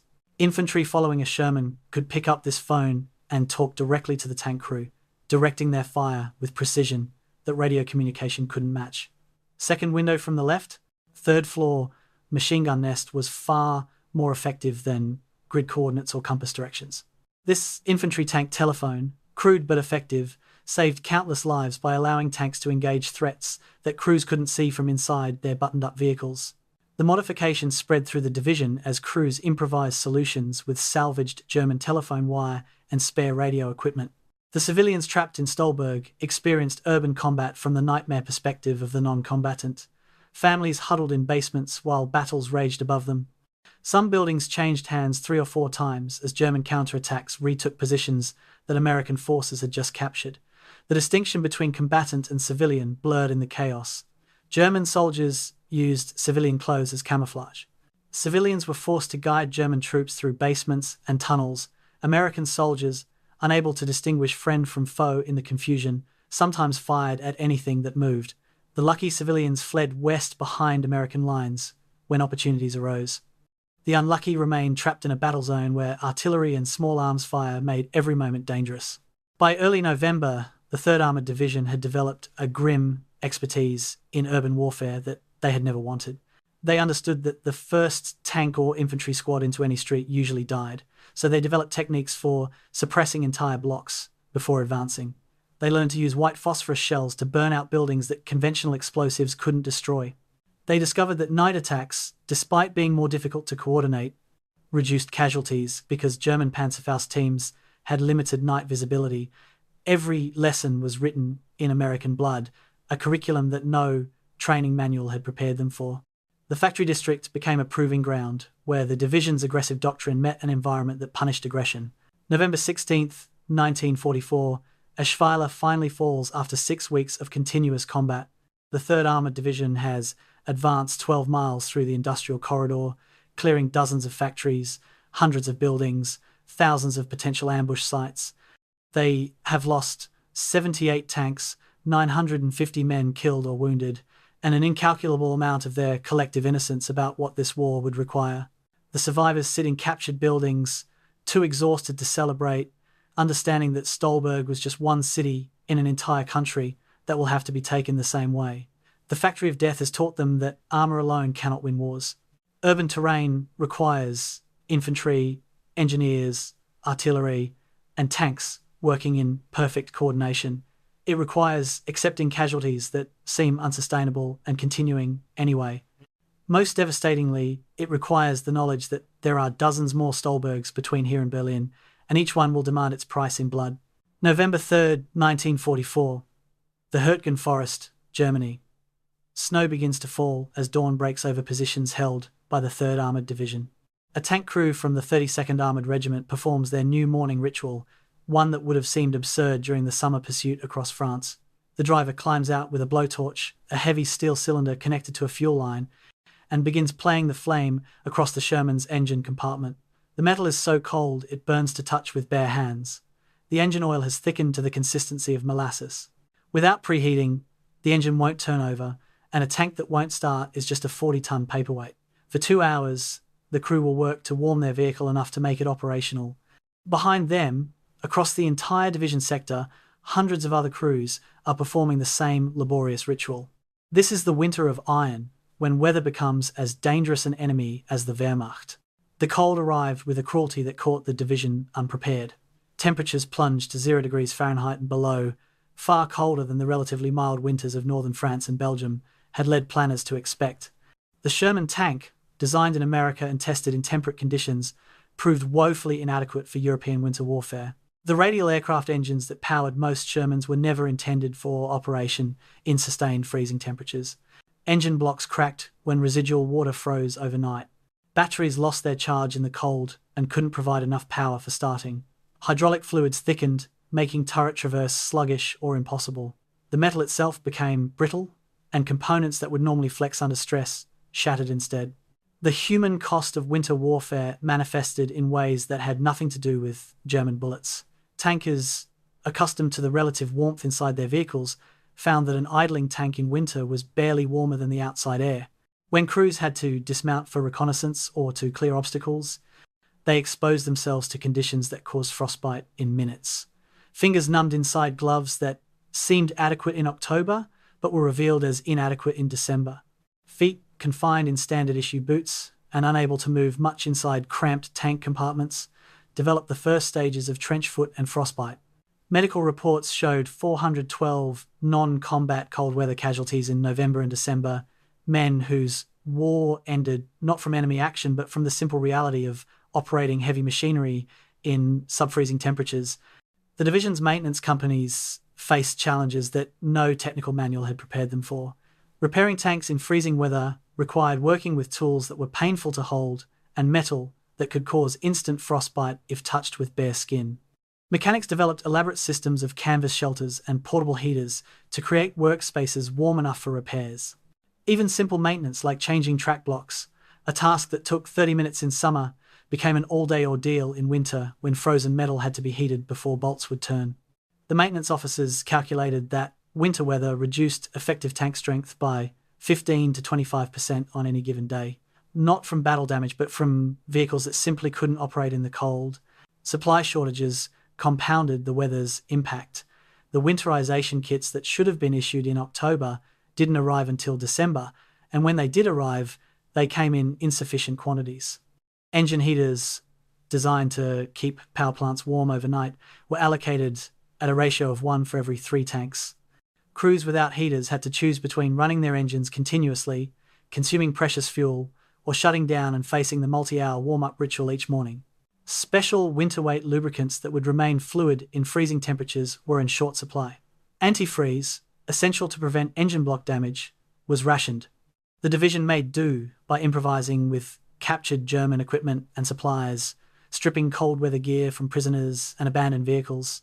The infantry suffered even more than the tankers. Armoured infantry, riding in unheated half-tracks or fighting dismounted in frozen forests, endured conditions that sapped strength and morale with relentless efficiency. Soldiers learnt that wet was worse than cold. A man who sweated during exertion and then stopped moving would find his wet uniform freezing to his skin. Combat boots, adequate for summer warfare, provided almost no insulation. Feet stayed wet from snow that melted from body heat and then couldn't dry. Trench foot, a condition where tissue literally begins to die from cold and moisture, became epidemic. Men whose feet swelled inside their boots had to have the boots cut off because they couldn't be removed normally.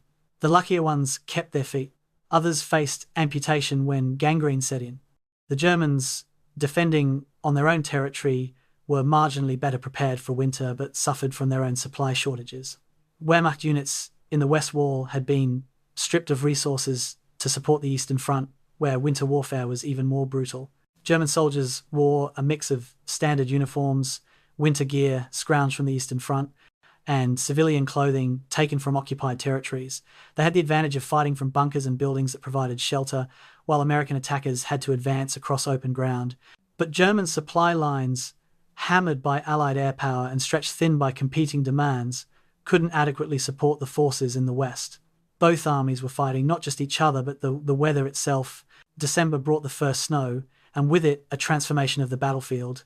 The stark blacks and browns of late autumn gave way to a monochrome landscape where visibility dropped and every familiar landmark disappeared under white. Tank crews, dependent on navigation by terrain features, found themselves disoriented when snow covered the roads and fields. German camouflage, using white sheets and paint, made defensive positions nearly invisible against snow-covered ground. American troops, still in olive-drab uniforms, stood out like targets on a firing range. The visual advantage that American numbers usually provided became a liability when those numbers were obvious from hundreds of yards away. The operational tempo slowed to a crawl. Attacks that might have advanced miles in summer now struggled to gain hundreds of yards. Part of this was German resistance in prepared positions, but a significant factor was simply the difficulty of moving mechanized forces through winter conditions, snow-concealed mines and obstacles. Ice made roads treacherous for tracked vehicles. Visibility dropped during snowstorms, making coordination between units nearly impossible. Artillery fire, usually devastating in open terrain, was less effective when frozen ground didn't allow shells to dig in before exploding. Everything took longer, required more effort, and produced less result. Yet the division adapted because adaptation was the price of survival. Crews learned to drain engine oil every night and warm it by fires before pouring it back into engines in the morning. Infantry discovered that layering newspaper under uniforms provided surprisingly effective insulation. Soldiers traded with each other for extra socks, which became more valuable than cigarettes when trench foot was the primary threat. Units improvised sleds for moving ammunition and supplies across snow that was too deep for vehicles. The division's resourcefulness, tested repeatedly since Normandy, rose to meet yet another challenge that doctrine hadn't anticipated. The winter of iron was grinding them down, but it wasn't breaking them, not yet. But everyone understood that the hardest test was still coming, and it would arrive in the worst weather, at the worst time, in the worst possible place. December 16th, 1944, 8 o'clock in the evening, the operations officer at 3rd Armoured Division headquarters near Aachen receives a phone call that doesn't make sense. Fragmentary reports from 1st Army describe major German attacks in the Ardennes sector, 60 miles to the south, artillery barrages at multiple points, infantry assaults in regimental strength, unconfirmed reports of panzer formations. The operations officer checks his map, trying to understand why this matters to the 3rd Armoured. The Ardennes is the quiet sector, held thinly by recuperating divisions, the place where nothing happens. As more reports flood in over the next 2 hours, the picture becomes clearer and more terrifying. This isn't a local counterattack. This is a major offensive possibly the largest the Germans have mounted since D-Day. Major General Maurice Rose arrives at headquarters by 9:30, already issuing orders before he's fully briefed. The division will move south at first light. Every available vehicle will roll. This is the crisis that will determine whether the 3rd Armoured Division's 3 years of training and 5 months of combat have truly made them the elite force they believe themselves to be. Adolf Hitler's Ardennes offensive, codenamed Operation Walk am Rhein, but known to history as the Battle of the Bulge, was Germany's last strategic gamble in the West. Hitler had assembled 29 divisions, including the 6th Panzer Army and 5th Panzer Army, stripping other fronts to mass over 200,000 men and 600 tanks for a desperate thrust toward Antwerp. The objective was to split the Allied armies, capture the vital port of Antwerp, and force the Western Allies into a negotiated peace. It was strategically insane and tactically brilliant. The Germans had chosen the Ardennes precisely because it was lightly held, and they had achieved almost complete surprise by maintaining radio silence and attacking during the worst weather when Allied air superiority was neutralized by clouds and fog. The 3rd Armoured Division's response to the crisis demonstrated everything they had become over 5 months of continuous combat. At 8 a.m. on December 17th, the first elements began rolling south. By noon, the entire division was moving in a column that stretched for miles along frozen roads. This redeployment, moving 14,000 men and 390 vehicles over 100 miles in winter conditions, should have taken at least 3 days, according to peacetime planning factors. The 3rd Armoured did it in less than 12 hours, arriving in the threatened Hürtgen sector by 8 p.m. on December 17th. They moved so fast that they outpaced their own supply trains and initially had to operate with only the fuel and ammunition they carried in their vehicles. The situation they encountered was chaos bordering on catastrophe. German spearheads from the 2nd Panzer Division had punched through American lines and were racing west toward the Meuse River bridges. If they captured those bridges intact, the door to Antwerp would be open and the entire Allied position in Belgium threatened. Between the German panzers and the Meuse River bridges stood exactly one intact American unit, the 3rd Armoured Division, arriving piecemeal but arriving fast. Rose made a decision that would have terrified a more cautious commander. Rather than wait for his entire division to assemble, he committed units as they arrived, feeding them into blocking positions to slow the German advance, while the rest of the division closed up. Task Force Hürtgen, under Lieutenant Colonel Samuel Hürtgen, received the critical mission. With 400 men and a mixed force of tanks and infantry, they were to establish a roadblock at the village of Marcoret, directly in the path of 2nd Panzer Division's advance. Hürtgen understood the assignment's implications. His task force would be outnumbered at least 5-1, possibly worse.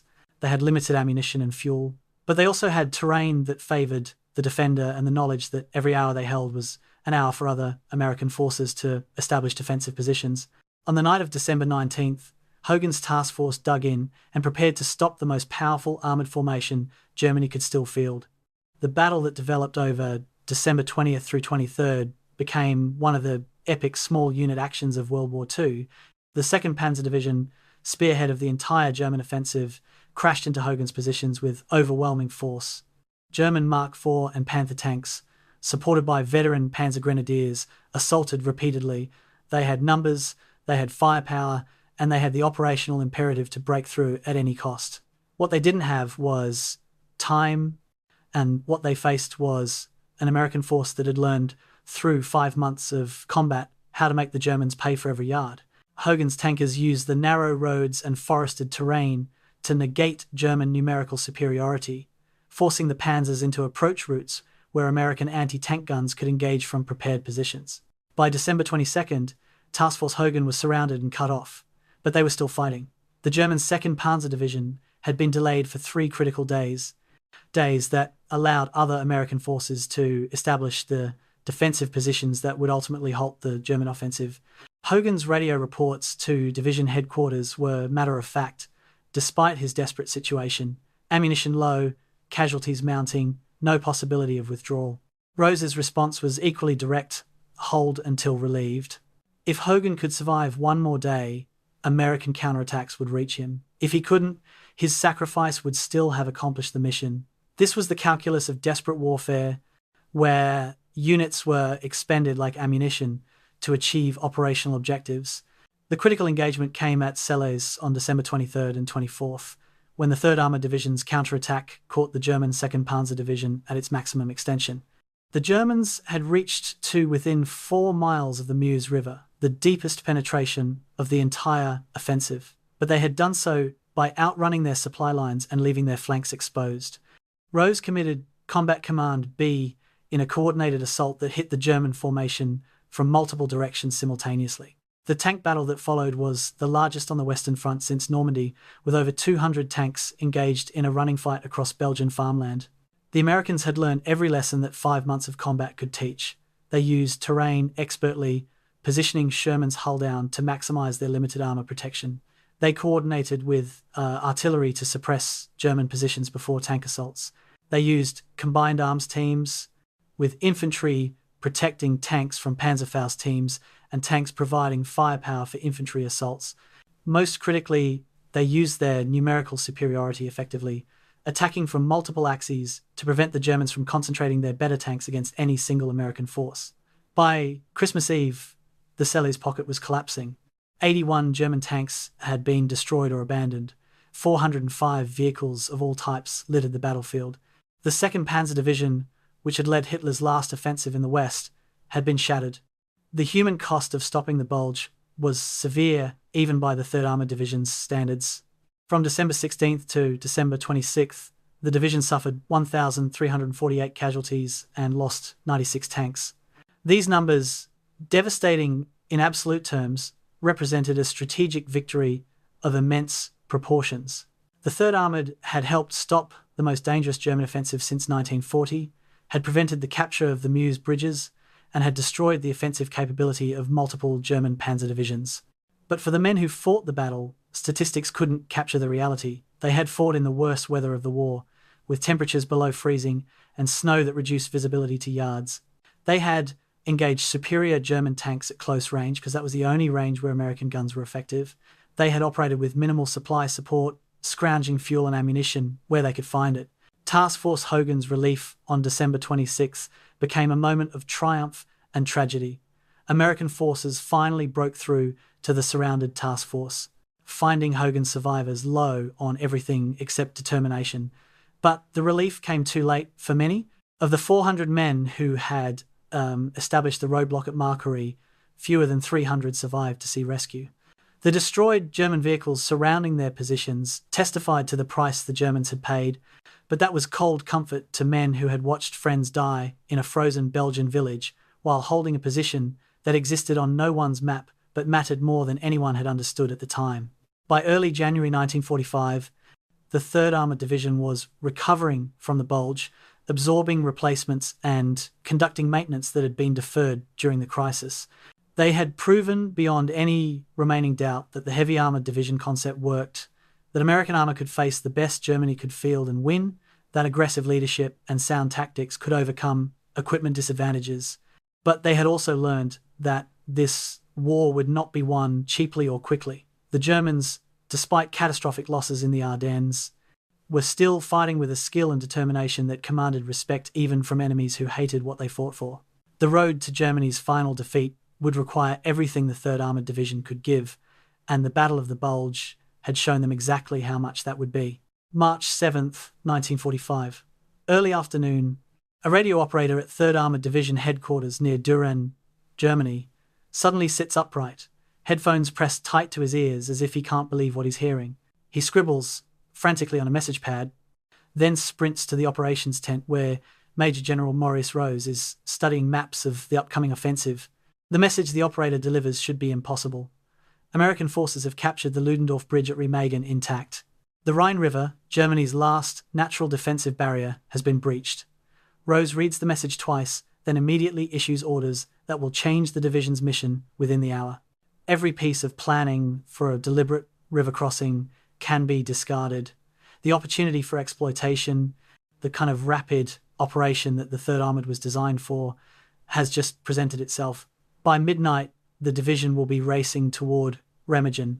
By dawn, they will be crossing the bridge that was supposed to be impossible to capture. The Rhine River represented more than just a military obstacle. For Germans, it was a psychological barrier, the frontier that no enemy had crossed from the west in living memory. The river itself was over 300 meters wide in most places, with currents strong enough to make assault crossings exceptionally difficult. The Germans had prepared every bridge for demolition, with charges emplaced and wired to destroy spans the moment Allied forces approached. Allied planners had anticipated that crossing the Rhine would require a massive, deliberate operation, similar to D-Day in complexity, with weeks of preparation and enormous casualties. The capture of one intact bridge at Remagen by elements of the 9th Armoured Division changed everything. It was the kind of accident that wars turn on, and the 3rd Armoured Division was positioned to exploit it. The race to Remagen tested everything the division had learned about rapid movement. The direct route from Düren to Remagen was 60 miles through terrain that was still contested, with German forces attempting to establish defensive lines to contain the Remagen bridgehead. Rose organised the division into multiple columns that would advance on parallel routes, racing each other as much as they were racing to exploit the opportunity before the Germans could destroy the bridge or mass enough force to eliminate the bridgehead. The competition between combat commands A and B became intense, with officers monitoring radio reports to see which element would reach Remagen first. This competitive spirit, carefully cultivated by Rose throughout the division's history, transformed a 60-mile road march into a sprint that consumed all night and into the next day. March 8th brought the 3rd Armoured Division to the approaches of Remagen, where they encountered a sight that seemed both miraculous and terrifying. The Ludendorff Bridge, a railway bridge 1,069 feet long, still stood despite visible damage from German demolition attempts. American engineers had discovered and cut some of the demolition wires before the Germans could trigger them, but the bridge was damaged, weakened, and under constant German artillery fire. Every hour, German gunners attempted to destroy what their demolition teams had failed to blow. Every hour, American engineers worked frantically to shore up the structure and sweep for additional demolitions. And every hour, more American troops poured across, expanding the bridgehead on the eastern bank despite German efforts to contain or eliminate them. The crossing itself was an experience that tankers would remember for the rest of their lives. Sherman tanks, each weighing over 30 tons, rolled across a bridge that swayed and shuddered with every vehicle that passed. The sound of German artillery shells exploding in the river created waterspouts that drenched crews and sent spray across the bridge deck. Tank commanders could look down through gaps in the damaged bridge and see the Rhine flowing beneath them, knowing that if the structure collapsed, their tank would plunge into water deep enough to drown them before they could escape. The Germans were throwing everything available at the bridge, including V-2 rockets and bombers, in a desperate attempt to destroy it. Every vehicle that made it across was a small victory against odds that seemed designed to produce catastrophic failure. By March 10th, the 3rd Armoured Division had 4,000 vehicles across the Rhine, transforming the small bridgehead into a staging area for operations into the German heartland. But the bottleneck created by having only one bridge created enormous challenges. Traffic control became critical. The division's military police established rigid schedules for crossing, with specific time slots allocated to each unit. Vehicles that missed their crossing window had to wait hours for the next opportunity. The backup created traffic jams that stretched for miles west of the river, presenting targets for German artillery that still commanded parts of the approach routes. Engineers worked around the clock, constructing pontoon bridges to supplement the damaged Ludendorff Bridge, racing against time and German fire to create additional crossing points. The engineers' achievement at Remagen deserves recognition equal to any combat action. Under constant fire, working in cold water and dealing with equipment that was never intended for rivers the Rhine's size, engineer battalions constructed pontoon bridges that could support the weight of Sherman tanks. These floating structures, anchored against currents that wanted to tear them downstream, required constant maintenance and repair. German artillery scored direct hits that destroyed sections of bridge, and engineers would immediately begin rebuilding while combat continued around them. The official records show multiple pontoon bridges operational by March 12th, but those records can't capture the exhaustion and courage required to build bridges under fire. The expanded bridgehead became a concentration of American combat power unlike anything seen since Normandy. The 3rd Armoured Division wasn't alone. 1st Army poured multiple divisions across the Rhine, creating a force that threatened to drive straight into Germany's industrial heart. But for the 3rd Armoured, the operational opportunity was particularly significant. They were positioned on the eastern bank of Germany's last natural barrier, with terrain ahead that was far more suitable for mechanized warfare than the West Wall's bunkers or the Hürtgen Forest's trees. The pursuit that had been stopped by logistics in September 1944 and by German resistance since then could potentially resume. Everything depended on whether the bridgehead could be held and expanded despite increasingly desperate German counterattacks. German response to the Remagen bridgehead revealed both their continued tactical competence and their strategic desperation. 11 divisions, including several Panzer and Panzer Grenadier formations, were ordered to eliminate the bridgehead or at least contain it. These attacks came from multiple directions, probing for weak points, attempting to push American forces back to the river, but the Germans faced insurmountable problems. Allied air superiority meant that German forces moving to the battle area were hammered from above. American artillery, increasingly proficient after months of combat, created defensive fires that shattered German assault formations, and the sheer weight of American material superiority, with new tanks and ammunition arriving continuously while German supplies dwindled, meant that every German attack weakened their overall position even when it achieved local success. March 15th marked the operational breakout from the Remagen bridgehead. The 3rd Armoured Division, with the bridgehead now expanded to 30 square miles and German resistance fragmenting, launched a coordinated attack eastward that resembled their pursuit across France 7 months earlier. Combat Commands A and B advanced on parallel axes, moving at speeds that hadn't been possible since autumn. The difference was that now they were advancing through Germany itself into a country where the population was hostile and the defenders were fighting with the desperation of men protecting their homeland. The bridges at Remagen had provided the opportunity. What came next would test whether the 3rd Armoured Division could maintain the operational tempo needed to exploit that opportunity before German resistance could congeal into new defensive lines. The strategic impact of crossing the Rhine at Remagen cannot be overstated. General Dwight Eisenhower later assessed that the bridge's capture shortened the European war by 2 to 3 months, saving tens of thousands of Allied lives and preventing the destruction that additional months of combat would have caused. For the 3rd Armoured Division specifically, Remagen represented validation of everything they had been designed to do. When opportunity presented itself, they could move fast enough and hit hard enough to exploit it before the enemy could react. The heavy division structure that had been questioned and debated since Camp Polk in 1941 had proven its worth again.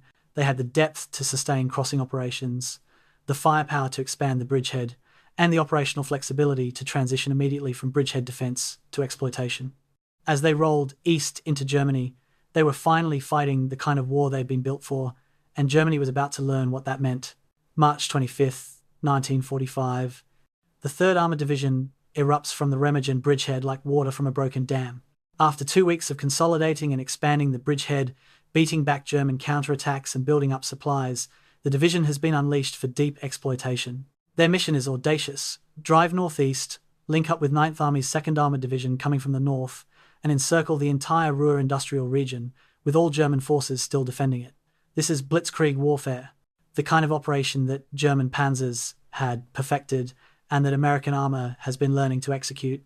Combat Command B leads the advance, their Shermans racing through German countryside at speeds not seen since the pursuit across France. Behind them, the entire division streams east, a mechanized flood that is about to trap the largest number of German soldiers captured in a single operation in the entire Western Front campaign. Field Marshal Walter Model, commanding Army Group B in the Ruhr, watches American armor appear where his intelligence said it couldn't possibly be for another 3 days. He understands immediately what is happening and what it means. He is about to be encircled. The operational concept was elegant in its simplicity and devastating in its execution. 2 American armored divisions, the 3rd from the south and the 2nd from the north, would conduct parallel advances that would meet somewhere east of the Ruhr, creating a pocket that would trap all German forces in the industrial region. The Ruhr represented Germany's industrial heartland, producing the steel and coal that had fueled the Wehrmacht's war machine. It was defended by Army Group B, over 300,000 troops organized into 19 divisions. Encircling and destroying these forces would essentially end organized German resistance in Western Germany. The challenge was executing the maneuver before German commanders realized what was happening and withdrew their forces eastward. The 3rd Armoured Division advanced 150 miles in 7 days, an operational tempo that exceeded even their pursuit across France. March 25th through April 1st became a blur of continuous movement, night marches, hasty attacks to clear roadblocks, and constant pressure on retreating German forces. The division's heavy structure proved its worth once again. When the lead elements encountered resistance, follow-on forces could bypass and continue the advance, while other units reduced the German position. The ability to fight on multiple axes simultaneously meant that German commanders never knew which threat to address first. Every decision to stop one American column meant allowing another to advance unmolested. The link-up came on March 28th near Lippstadt, a small industrial city that suddenly became one of the most important places in Europe. Elements of the 3rd Armoured Division's reconnaissance troops made contact with forward elements of the 2nd Armoured Division, closing the ring. 325,000 German soldiers were now trapped in what became known as the Ruhr Pocket, the largest encirclement in Western Front history. The soldiers who met at Lippstadt understood the significance even if they couldn't quantify it yet. Behind them, stretching west for 70 miles, an entire German army group was cut off from retreat and surrounded by American forces. The question was no longer whether the pocket would be reduced, but how long it would take and how many casualties it would cost. Reducing the Ruhr Pocket became a month-long campaign of urban warfare and forest fighting that tested every skill the 3rd Armoured Division had developed. German resistance was fierce and unpredictable. Some units surrendered immediately, understanding the war was lost and unwilling to die for a cause that was already defeated. Other units, particularly SS formations and units composed of Nazi Party members, fought with fanatical intensity, turning every town and factory into a battlefield. The division couldn't simply bypass these strong points because they threatened supply lines and rear areas. Each resistance nest had to be reduced methodically, consuming time and casualties that the Americans could afford, but that slowed operations nonetheless. The tank battle at Kirchborken on April 10th represented the last significant German armoured resistance on the Western Front. Elements of the 3rd Armoured Division encountered German tanks from Panzer training schools, a mixture of Panthers, Tigers, and older models crewed by instructors and students who had been thrown into combat as the pocket collapsed. The engagement lasted 6 hours and demonstrated how far American armoured tactics had evolved. The 3rd Armoured tankers used combined arms coordination that had become second nature after 10 months of combat. Infantry identified German positions, artillery suppressed them, tanks manoeuvred for flank shots, and tank destroyers provided overwatch. The Germans fought skillfully, but were overwhelmed by American numbers and firepower. By afternoon, the German armour was destroyed, and the last organised resistance in the northern pocket had been broken. Field Marshal Walter Model faced a decision that would define his place in history. Army Group B was defeated, surrounded, and being systematically destroyed. His superiors expected him to fight to the last man, to tie down as many American forces as possible for as long as possible, but Model understood military reality. Further resistance would only cause more German and American deaths without changing the strategic situation. On April 15th, he dissolved Army Group B, releasing his soldiers from their oath and allowing them to choose whether to surrender or attempt to escape. For Model personally, neither option was acceptable. On April 21st, he walked into a forest near Duisburg and shot himself. He would not surrender, and he would not continue a war that was already lost. The surrender of the Ruhr Pocket processed 317,000 German prisoners, requiring an administrative effort almost as large as the combat operation that had created the pocket. American forces established processing centers where entire German divisions marched in and laid down their weapons. The logistics of managing this, many prisoners stressed the Allied supply system. The prisoners needed food, water, medical care, and secure facilities. Many were willing, almost eager, to surrender, understanding that American captivity meant survival, while continued fighting meant probable death. Others were sullen and hostile, particularly younger soldiers who had been indoctrinated in Nazi ideology and couldn't accept that Germany was defeated. For the 3rd Armoured Division, the Ruhr Pocket operation represented the culmination of everything they had become since landing in Normandy.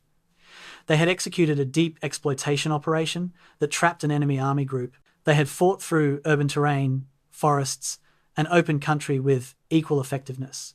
They had demonstrated that American armour, properly organised and aggressively led, could achieve operational results that matched anything German panzers had accomplished in the war's early years. But the cost was measured in the faces that were no longer present at roll calls. 478 casualties, 38 tanks destroyed. These numbers were relatively light compared to earlier campaigns, but they represented friends and comrades who wouldn't see the war's end. The Ruhr Pocket's reduction coincided with a growing awareness among 3rd Armoured Division soldiers that the war was entering its final phase. Prisoners being processed spoke openly about Germany's situation. Hitler was in Berlin as Soviet forces closed in. The industrial base that had supported the Wehrmacht was captured or destroyed. Fuel shortages meant that what armour Germany still possessed often couldn't move. The veteran tankers and infantry who had fought since Normandy began to think about survival in new terms. They had survived 9 months of combat.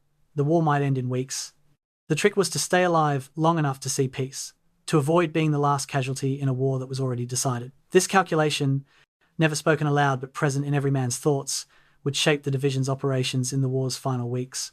April 18, 1945, the Ruhr Pocket is declared officially reduced. Over 300,000 German prisoners have been taken, representing the largest single surrender in the European theatre. The 3rd Armoured Division has advanced further into Germany than any other American unit, has destroyed more German armour than any other division, and has proven beyond any possible doubt that the heavy armoured division concept works. But they are not finished. Orders are already being issued for the final advance eastward toward the Elbe River and a meeting with Soviet forces coming from the east. The war has weeks left at most. The 3rd Armoured Division will fight to the end, but that end is finally, mercifully visible. The question is what price those final weeks will exact, and whether men who have survived since Normandy will live to see victory. April 11th, 1945, near Nordhausen, Germany. A reconnaissance patrol from the 3rd Armoured Division approaches what their maps identify as a labour camp. The smell reaches them first, a sickening sweetness that makes veteran soldiers gag despite having experienced months of battlefield carnage. Then they see the bodies, hundreds of corpses lying in the open, emaciated to the point where they barely look human. The patrol commander, a lieutenant who has seen combat since Normandy, radios back to headquarters with a voice that shakes despite his best efforts at composure. We've found something. I don't know what to call it. We need medical personnel and chaplains. Lots of chaplains. Within hours, the 3rd Armoured Division is liberating Nordhausen concentration camp, and the soldiers who thought they understood what this war was about are learning that they understood nothing. The evil they have been fighting is worse than any of them imagined. 3,000 dead bodies and 700 survivors, who look like walking skeletons, testify to an atrocity that will haunt these men for the rest of their lives. Nordhausen was a subcategory camp of Mittelbau-Dora, a forced labour complex where prisoners built V2 rockets in underground factories. The working conditions were deliberately murderous. Prisoners laboured 18 hours per day on starvation rations, building weapons that Germany would use against Allied cities. When prisoners became too weak to work, they were left to die or killed outright. The SS guards had fled days before the Americans arrived, leaving behind evidence of systematic murder. The 3rd Armoured Division soldiers, hardened by months of combat, found themselves unprepared for what they discovered. Tankers and infantrymen who had killed German soldiers without hesitation now stood helpless before evidence of deliberate, industrial-scale genocide. Combat had logic, even brutal combat. This had none. The liberation of Nordhausen forced American soldiers to confront why they were fighting in ways that training and propaganda never had. They had enlisted or been drafted to defend America, to defeat aggression, to preserve democracy. Those were abstract concepts that sustained morale but didn't fully explain the death and suffering of combat. Nordhausen made it concrete. This was what they were fighting against. This was what victory prevented from spreading. The soldiers who liberated the camp would carry those images forever, but they would also carry the knowledge that their service had meaning beyond military objectives. They had helped stop this. That realization didn't make combat easier or casualties more bearable, but it provided a moral clarity that transformed the war's final weeks from exhausting duty into righteous purpose. April 12th brought news that shook the division as deeply as any combat action. President Franklin Roosevelt had died. For soldiers who had grown up during the Depression and come of age during the war, Roosevelt had been the only president most of them remembered. He had led the country through economic collapse and global war. His voice on the radio had been a constant in their lives. Now he was gone, dead of a cerebral hemorrhage in Warm Springs, Georgia, just weeks before the victory he had worked toward for 4 years. Men who had fought through desperate battles found themselves weeping at news of Roosevelt's death. The timing seemed cruel. He had led them this far and wouldn't live to see the end. Vice President Harry Truman, unknown to most soldiers, was now their commander-in-chief. The war would continue, but something fundamental had changed. The advance to the Elbe River resumed after Nordhausen with a strange mixture of urgency and caution. The 3rd Armoured Division was racing eastward, covering 240 miles in 2 weeks, but the nature of combat had changed dramatically. German resistance was collapsing in some sectors, with entire units surrendering without fighting. In other areas, particularly where SS units or fanatical Nazi Party members held command, resistance remained fierce, despite the war being obviously lost. Soldiers faced the terrible calculus of risk assessment in a dying war. Taking chances made sense when the war's outcome was in doubt. Now, with victory certain, staying alive to see that victory became paramount, yet objectives still had to be taken, and someone had to take them. The division's advance proceeded on multiple axes, with combat commands competing informally to see who could capture the most territory and prisoners. It wasn't about glory. It was about maintaining morale and purpose during a grinding advance through a defeated enemy. Task forces would roll into German towns and cities, often finding white flags hanging from buildings and civilians too exhausted to care who won. German soldiers, understanding the war was over, would approach American positions under white flags, sometimes entire companies surrendering to tank crews. The 3rd Armoured Division captured 80,000 prisoners during April alone, overwhelming the system designed to process them. Entire fields were turned into temporary power camps where German soldiers sat under minimal guard, waiting to be officially processed into captivity. April 15th brought the moment the 3rd Armoured Division had been driving toward since crossing the Rhine. Reconnaissance elements reached the Elbe River near Dessau, the geographic objective that Eisenhower had designated as the limit of Allied advance eastward. Beyond the Elbe, Soviet forces were closing in on Berlin from the east. The war in Europe would end with Allied armies meeting somewhere in central Germany, cutting the country in half. Standing on the Elbe's western bank, American soldiers could see Soviet troops on the eastern bank, the first time the two armies had visual contact. The scene should have been celebratory, but it was oddly subdued. The Soviets weren't authorized to make official contact yet. The Americans had orders to halt at the river and not cross. Both armies simply watched each other across water that represented the division line between spheres of influence. The strategic decision to halt at the Elbe rather than drive to Berlin remains controversial in historical debate. American forces were closer to Berlin than Soviet forces, and the 3rd Armoured Division in particular had demonstrated they could advance at speeds that might have allowed them to reach the German capital first. But Eisenhower had made his decision based on military and political calculations.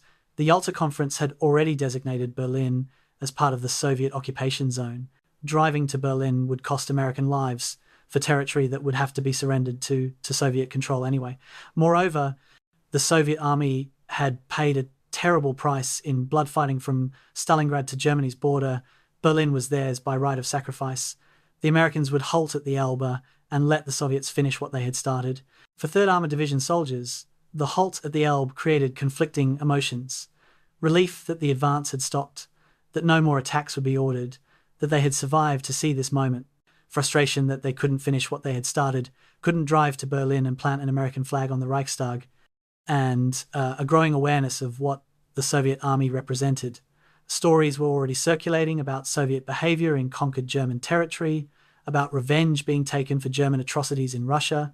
The soldiers who had fought across France, Belgium, and Germany were beginning to understand that the alliance that had defeated Hitler was not necessarily a permanent friendship.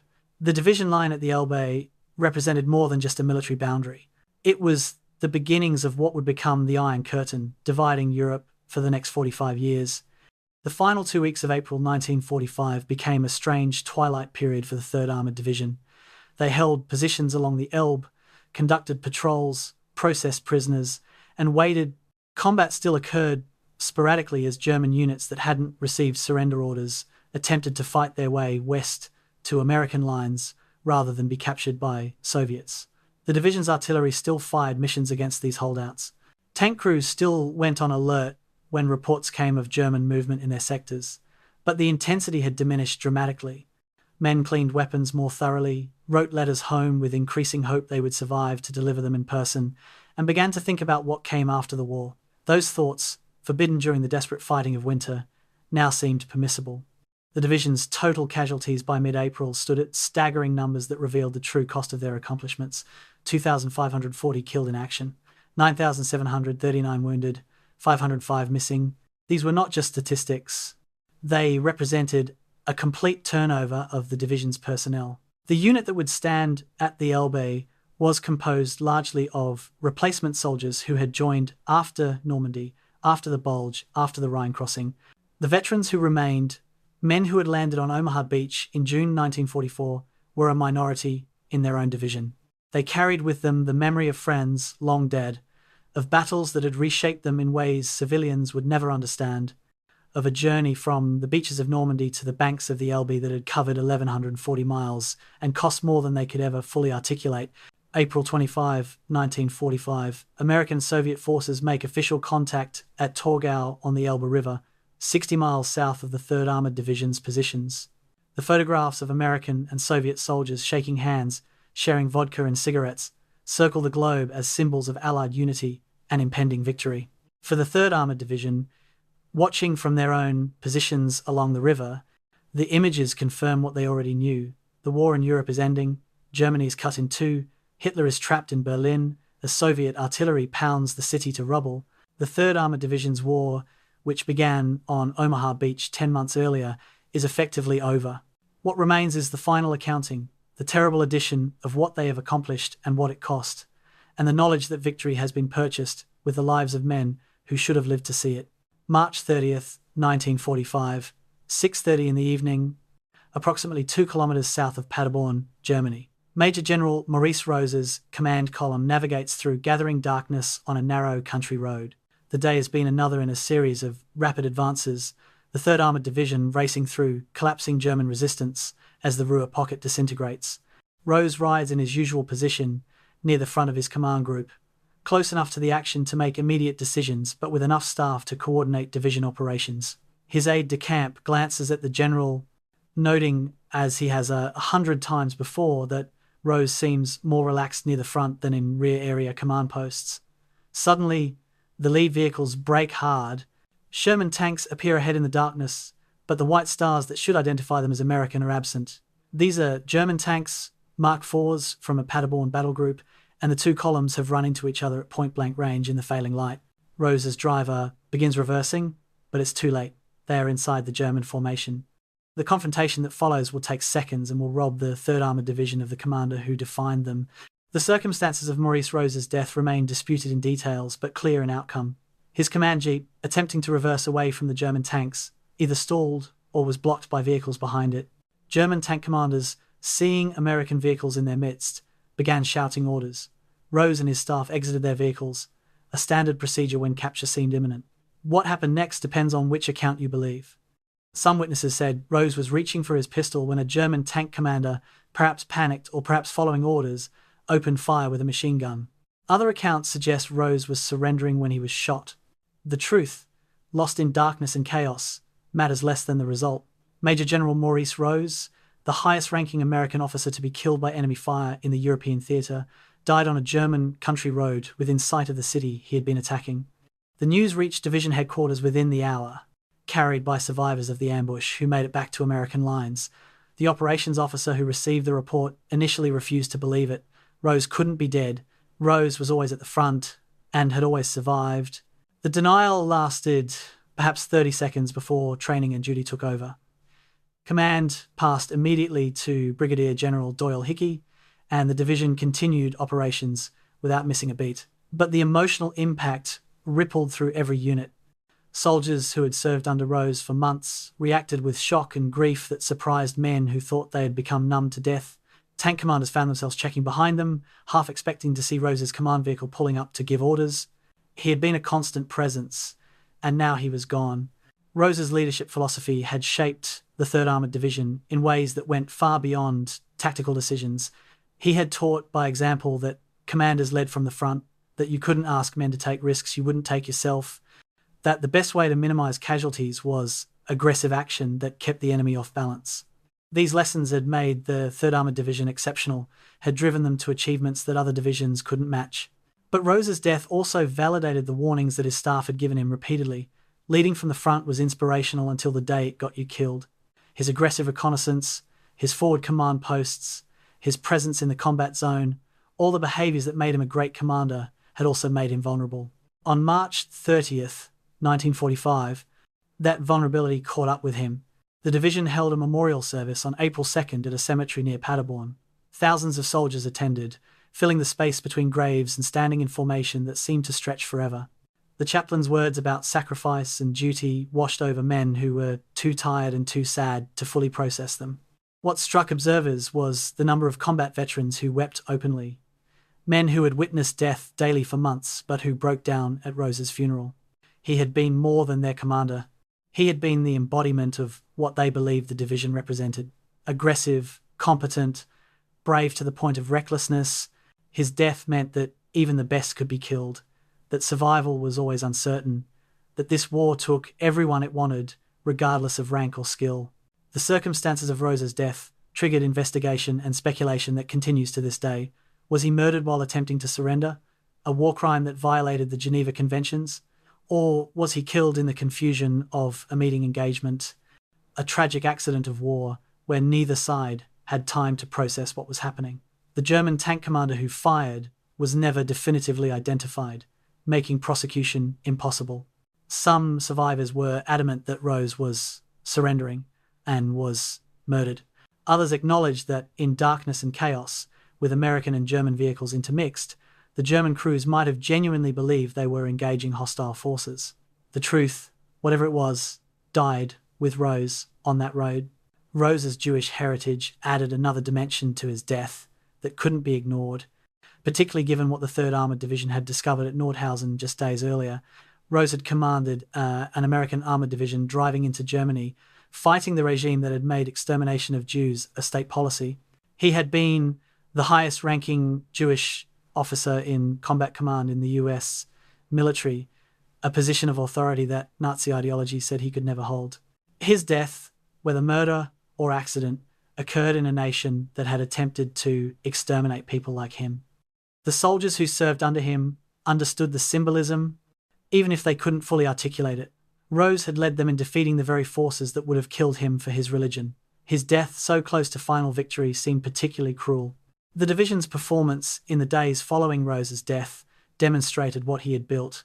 Units continued operations without faltering. Task force commanders executed missions with the same aggressive competence they had shown under Rose's leadership.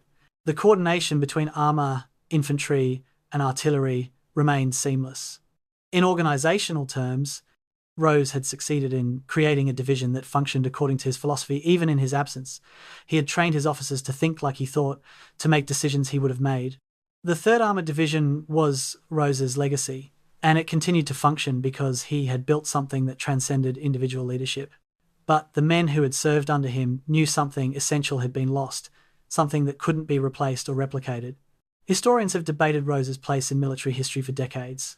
He was not as flamboyant as Patton, not as politically connected as other senior commanders, not as self-promoting as leaders who ensured their achievements were widely publicised. But among armoured warfare specialists, Rose is recognised as one of the finest practitioners of mechanised warfare that America produced. His task force concept influenced doctrine for decades. His leadership style, while ultimately fatal to him personally, created one of the most effective divisions in the European theatre. The 3rd Armoured Division's record, their tank kill ratio, their operational achievements, all testify to Rose's competence and vision.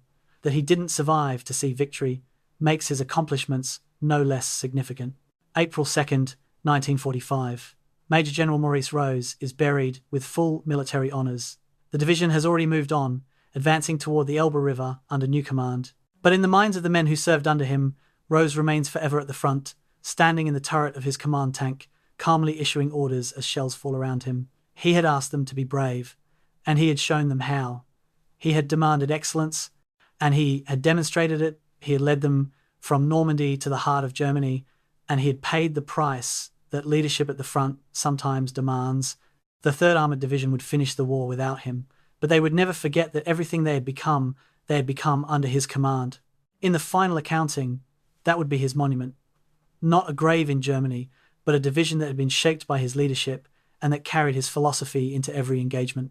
Rose's war ended on a darkened road in Paderborn. The division he had built would fight on May 8, 1945, VE Day, Victory in Europe. The 3rd Armoured Division receives the official announcement that Germany has surrendered unconditionally. The war that began for them on Omaha Beach 11 months earlier is over. Soldiers react with emotions that surprise them with their complexity. Relief, obviously, overwhelming relief that they have survived, that no more attacks will be ordered, that combat has ended, but also exhaustion so profound that celebration seems impossible, and underneath everything else, a strange emptiness. For 11 months, their entire existence has been focused on one objective: defeat Germany. Now that objective is achieved, and they have no idea what comes next. A tank crew from the 33rd Armoured Regiment sits on their Sherman, sharing a bottle of liberated German wine, trying to process that they are no longer in mortal danger. They succeed mostly in getting drunk and then falling asleep on their tank, too tired to celebrate properly. This is victory, and it feels nothing like they expected. The immediate aftermath of surrender brought challenges that no one had adequately prepared for. The 3rd Armoured Division found itself responsible for occupation duties in the Frankfurt area, a sprawling sector that included major cities, industrial facilities, and hundreds of thousands of German civilians. The soldiers who had spent 11 months destroying German military capability now had to establish civil order, oversee displaced persons camps, hunt for Nazi Party officials, and somehow transition from combat to peacekeeping. The skill sets required were completely different. Tank crews who excelled at armoured warfare had no training in civil administration. Infantry who had cleared bunkers and buildings under fire now had to patrol streets and mediate disputes between German civilians and displaced persons from across Europe. The physical state of Germany in May 1945 defied description for soldiers seeing it for the first time. Cities were devastated by years of Allied bombing and weeks of ground combat. Frankfurt, the 3rd Armoured Division's primary occupation zone, was a moonscape of rubble where entire neighbourhoods had been reduced to shattered masonry and twisted steel.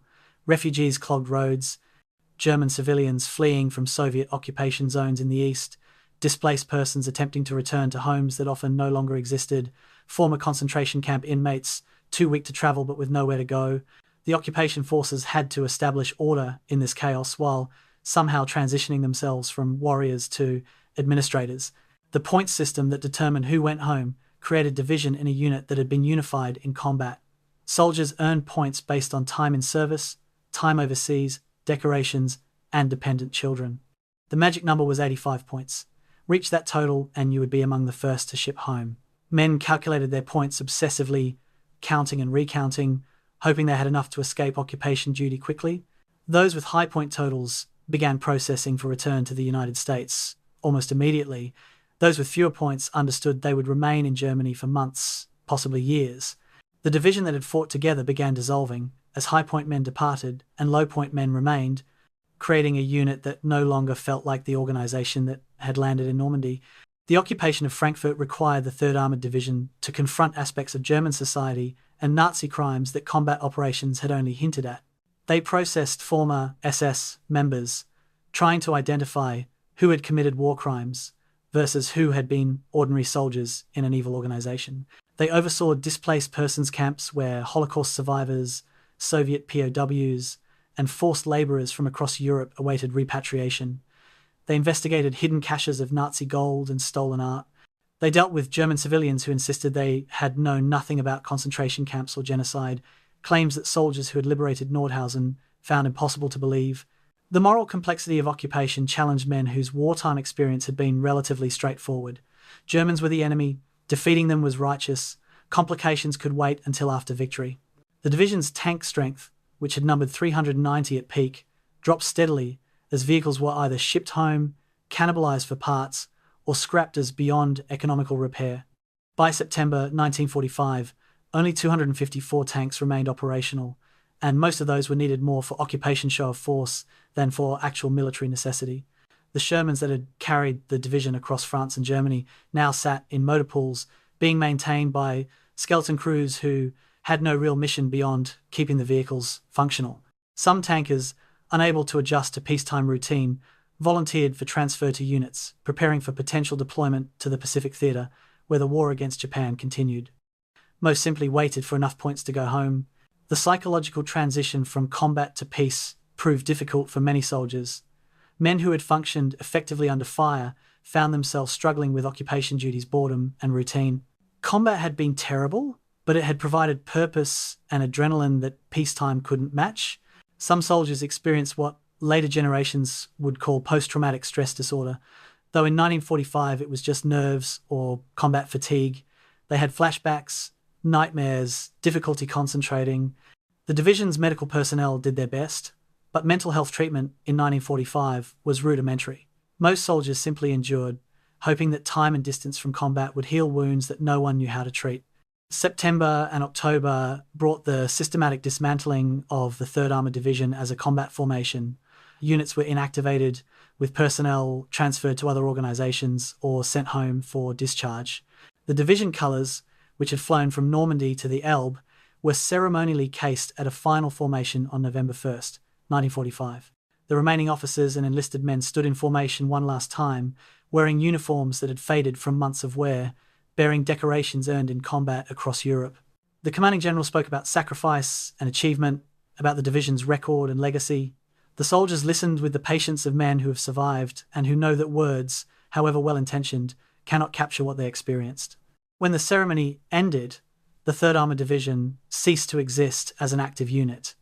The final statistics told part of the story but could never capture the whole truth.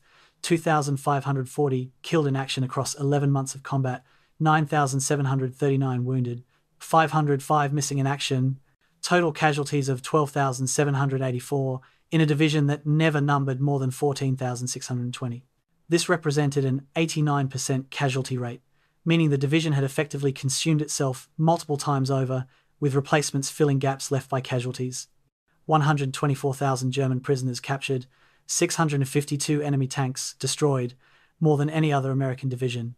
1,140 miles travelled in combat operations from Normandy to the Elbe, 231 days of active combat operations. These numbers quantified achievement, but said nothing about the cost in human terms. The men who served in the 3rd Armoured Division and survived returned to a country that welcomed them as heroes, but couldn't understand what they had experienced. They found jobs, married, raised families, and tried to build normal lives. Most didn't speak much about their service, finding that civilians who asked were rarely prepared for honest answers. They attended division reunions, gatherings where veterans could be with others who understood without explanation.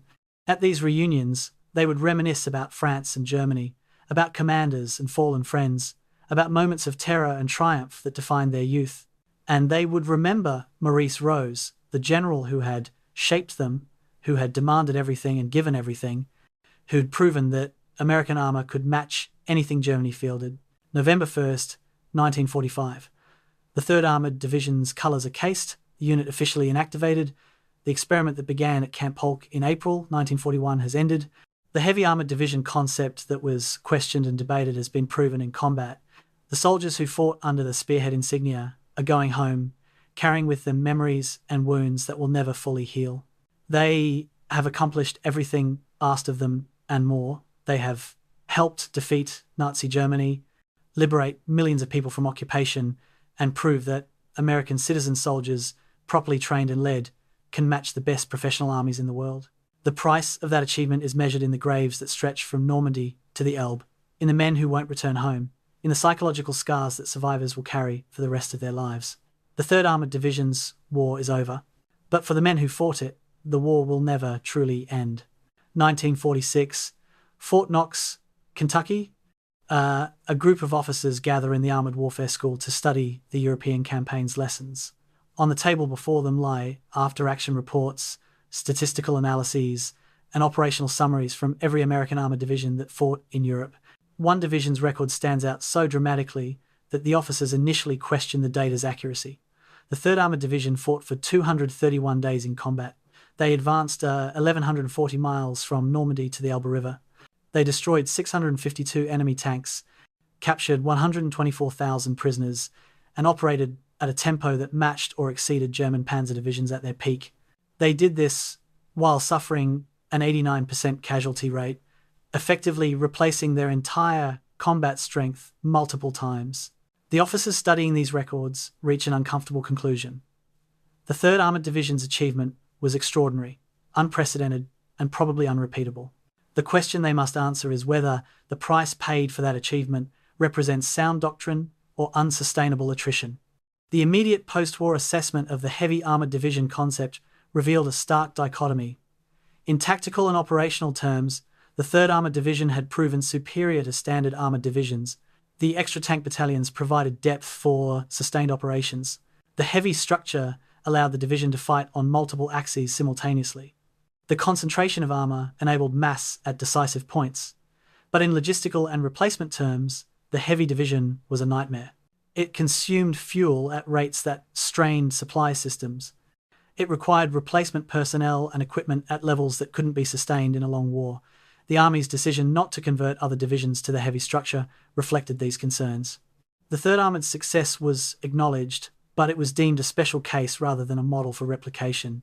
The human cost became clearer as veterans, aged, and historians gained perspective. 89% casualties meant that serving in the 3rd Armoured Division from Normandy to the Elbe was statistically more dangerous than many supposedly high-risk occupations. A soldier who landed with the division on Omaha Beach and fought through to the Elbe had less than a 15% chance of reaching the war's end without being killed, wounded, or going missing. This casualty rate exceeded submarine service, bomber crews, and other specialties considered extremely dangerous. The division's aggressive doctrine, embodied by Maurice Rose's leadership philosophy, had achieved remarkable results, but at a human cost that raises fundamental questions about the relationship between tactical effectiveness and strategic sustainability. The 1950s brought the first veterans reunions, gatherings where survivors could connect with others who shared their experience. These reunions revealed how thoroughly the war had marked the men who fought it. They came from across the country, from all backgrounds and walks of life, united by the months they had spent together in combat. They would stand together in hotel ballrooms, older now, greying and thickening around the middle, and for a few days they would be young again, tankers and infantrymen fighting across Europe. The conversations at these reunions were unlike anything that happened in civilian life. They didn't need to explain fear or grief or the complex pride of having survived when others hadn't. They simply understood each other in ways that wives and children never could. The 1970s and 80s brought historical reassessment as scholars gained access to records and conducted oral histories with surviving veterans. The 3rd Armoured Division's record began to receive serious academic attention, with military historians analysing their operations as case studies in armoured warfare. The division's task force system, pioneered under Rose's leadership, was recognised as innovative and influential. Their combined arms integration, coordinating tanks, infantry, artillery, and engineers at tactical levels, became a model studied at military schools worldwide. The aggressive exploitation operations they conducted after the Rhine crossing were cited as examples of how mechanized forces could achieve strategic results through operational tempo. The 1991 Gulf War demonstrated the 3rd Armored Division's lasting influence on American armored doctrine. U.S. armored forces in Desert Storm employed tactics and operational concepts that traced directly to lessons learned in World War II. The emphasis on rapid exploitation, the use of combined arms teams, the focus on maintaining operational tempo to prevent enemy recovery, all reflected doctrine that divisions like the 3rd Armoured had pioneered in Europe. Gulf War planners studied 3rd Armoured operations, particularly the pursuit across France and the Rhine exploitation, as templates for mechanized warfare. The legacy of men who fought in Shermans informed how their grandchildren's generation fought in Abrams tanks. The division's tank kill ratio, 652 German tanks destroyed, remains exceptional even by modern standards. This achievement reflected several factors. The heavy division structure provided numerical superiority at engagement points. American artillery and air support compensated for inferior tank design, and aggressive tactics forced close-range engagements where Sherman advantages in numbers and mechanical reliability mattered more than German advantages in armor and gunpowder. But the ratio also reflected a willingness to accept tank losses that other formations found unacceptable. The 3rd Armoured lost hundreds of their own tanks, achieving that kill ratio. The question of whether such exchanges were strategically sound depends on how you value American lives versus German equipment. The comparison with other American armoured divisions reveals the 3rd Armoured's unique place. The 2nd Armoured Division, another heavy division that fought in Europe, achieved similar results, but with different leadership philosophy and in different sectors. Standard armoured divisions like the 4th and 6th achieved important victories but never matched the 3rd's operational tempo or statistical achievements. The 3rd Armoured's record stands apart not just because of their structure, but because of the combination of structure, leadership, and operational employment. They were given missions suited to their capabilities and led by commanders who understood how to maximize those capabilities. This confluence of factors created results that were extraordinary but also context-dependent. The memorial at Fort Knox, dedicated in 2003, provides physical recognition of the 3rd Armoured Division's legacy. The memorial features a restored Sherman tank and walls inscribed with the names of the division's fallen. Veterans attend dedication ceremonies, fewer each year, as age claims, what combat did not, and they speak about friends who died 70 years earlier as if the losses were recent. Their children and grandchildren listen, trying to understand what these old men experienced, why their voices still shake when they talk about France or Germany or commanders long dead. The memorial provides a place where the division's sacrifice is remembered, where the abstract statistics of military history are given names and faces. The final accounting of the 3rd Armoured Division's legacy requires acknowledging both achievement and cost. They proved that properly organised, aggressively led American armour could achieve operational results, matching anything German panzers accomplished. They demonstrated that citizen soldiers could master complex combined arms warfare and execute it at tempo that exhausted professional opponents. They validated the heavy division concept in tactical terms, while also revealing its logistical and human costs. Their record influenced armoured doctrine for generations. But this achievement was purchased with 2,540 lives and wounds to 9,739 more. The question of whether that price was justified, whether the same results could have been achieved at lower cost, whether aggressive doctrine served soldiers well or spent them recklessly, remains debated among military historians and ethicists. The last living veterans of the 3rd Armoured Division are now in their late 90s and beyond, the final witnesses to events that shaped the 20th century. They carry memories that will die with them, details of combat and comradeship that no historical record fully captures. They remember friends whose names appear on memorial walls, but whose faces and voices live only in the memories of those who knew them. They remember Maurice Rose, dead at 45 on a German road, the commander who demanded everything and inspired devotion that has lasted 8 decades. They remember being young men in a war that tested everything they had, and they remember that they were equal to that test, that they achieved what their nation asked, despite costs that still haunt them. The 3rd Armoured Division's story is ultimately about what citizen soldiers can achieve when properly organised, trained, and led. It is about the price of victory in modern warfare, where tactical excellence and strategic success are measured in lives that cannot be replaced.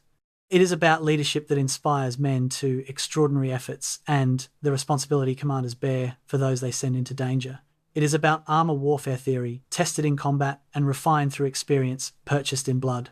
It is about men from across America who came together in a division, fought together through 11 months of combat, and achieved together what seemed impossible when they began.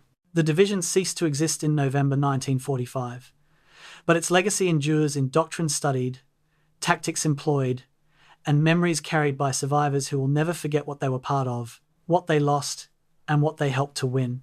They were Spearhead, and they earned that name through sacrifice that deserves remembrance as long as wars are studied and veterans honoured.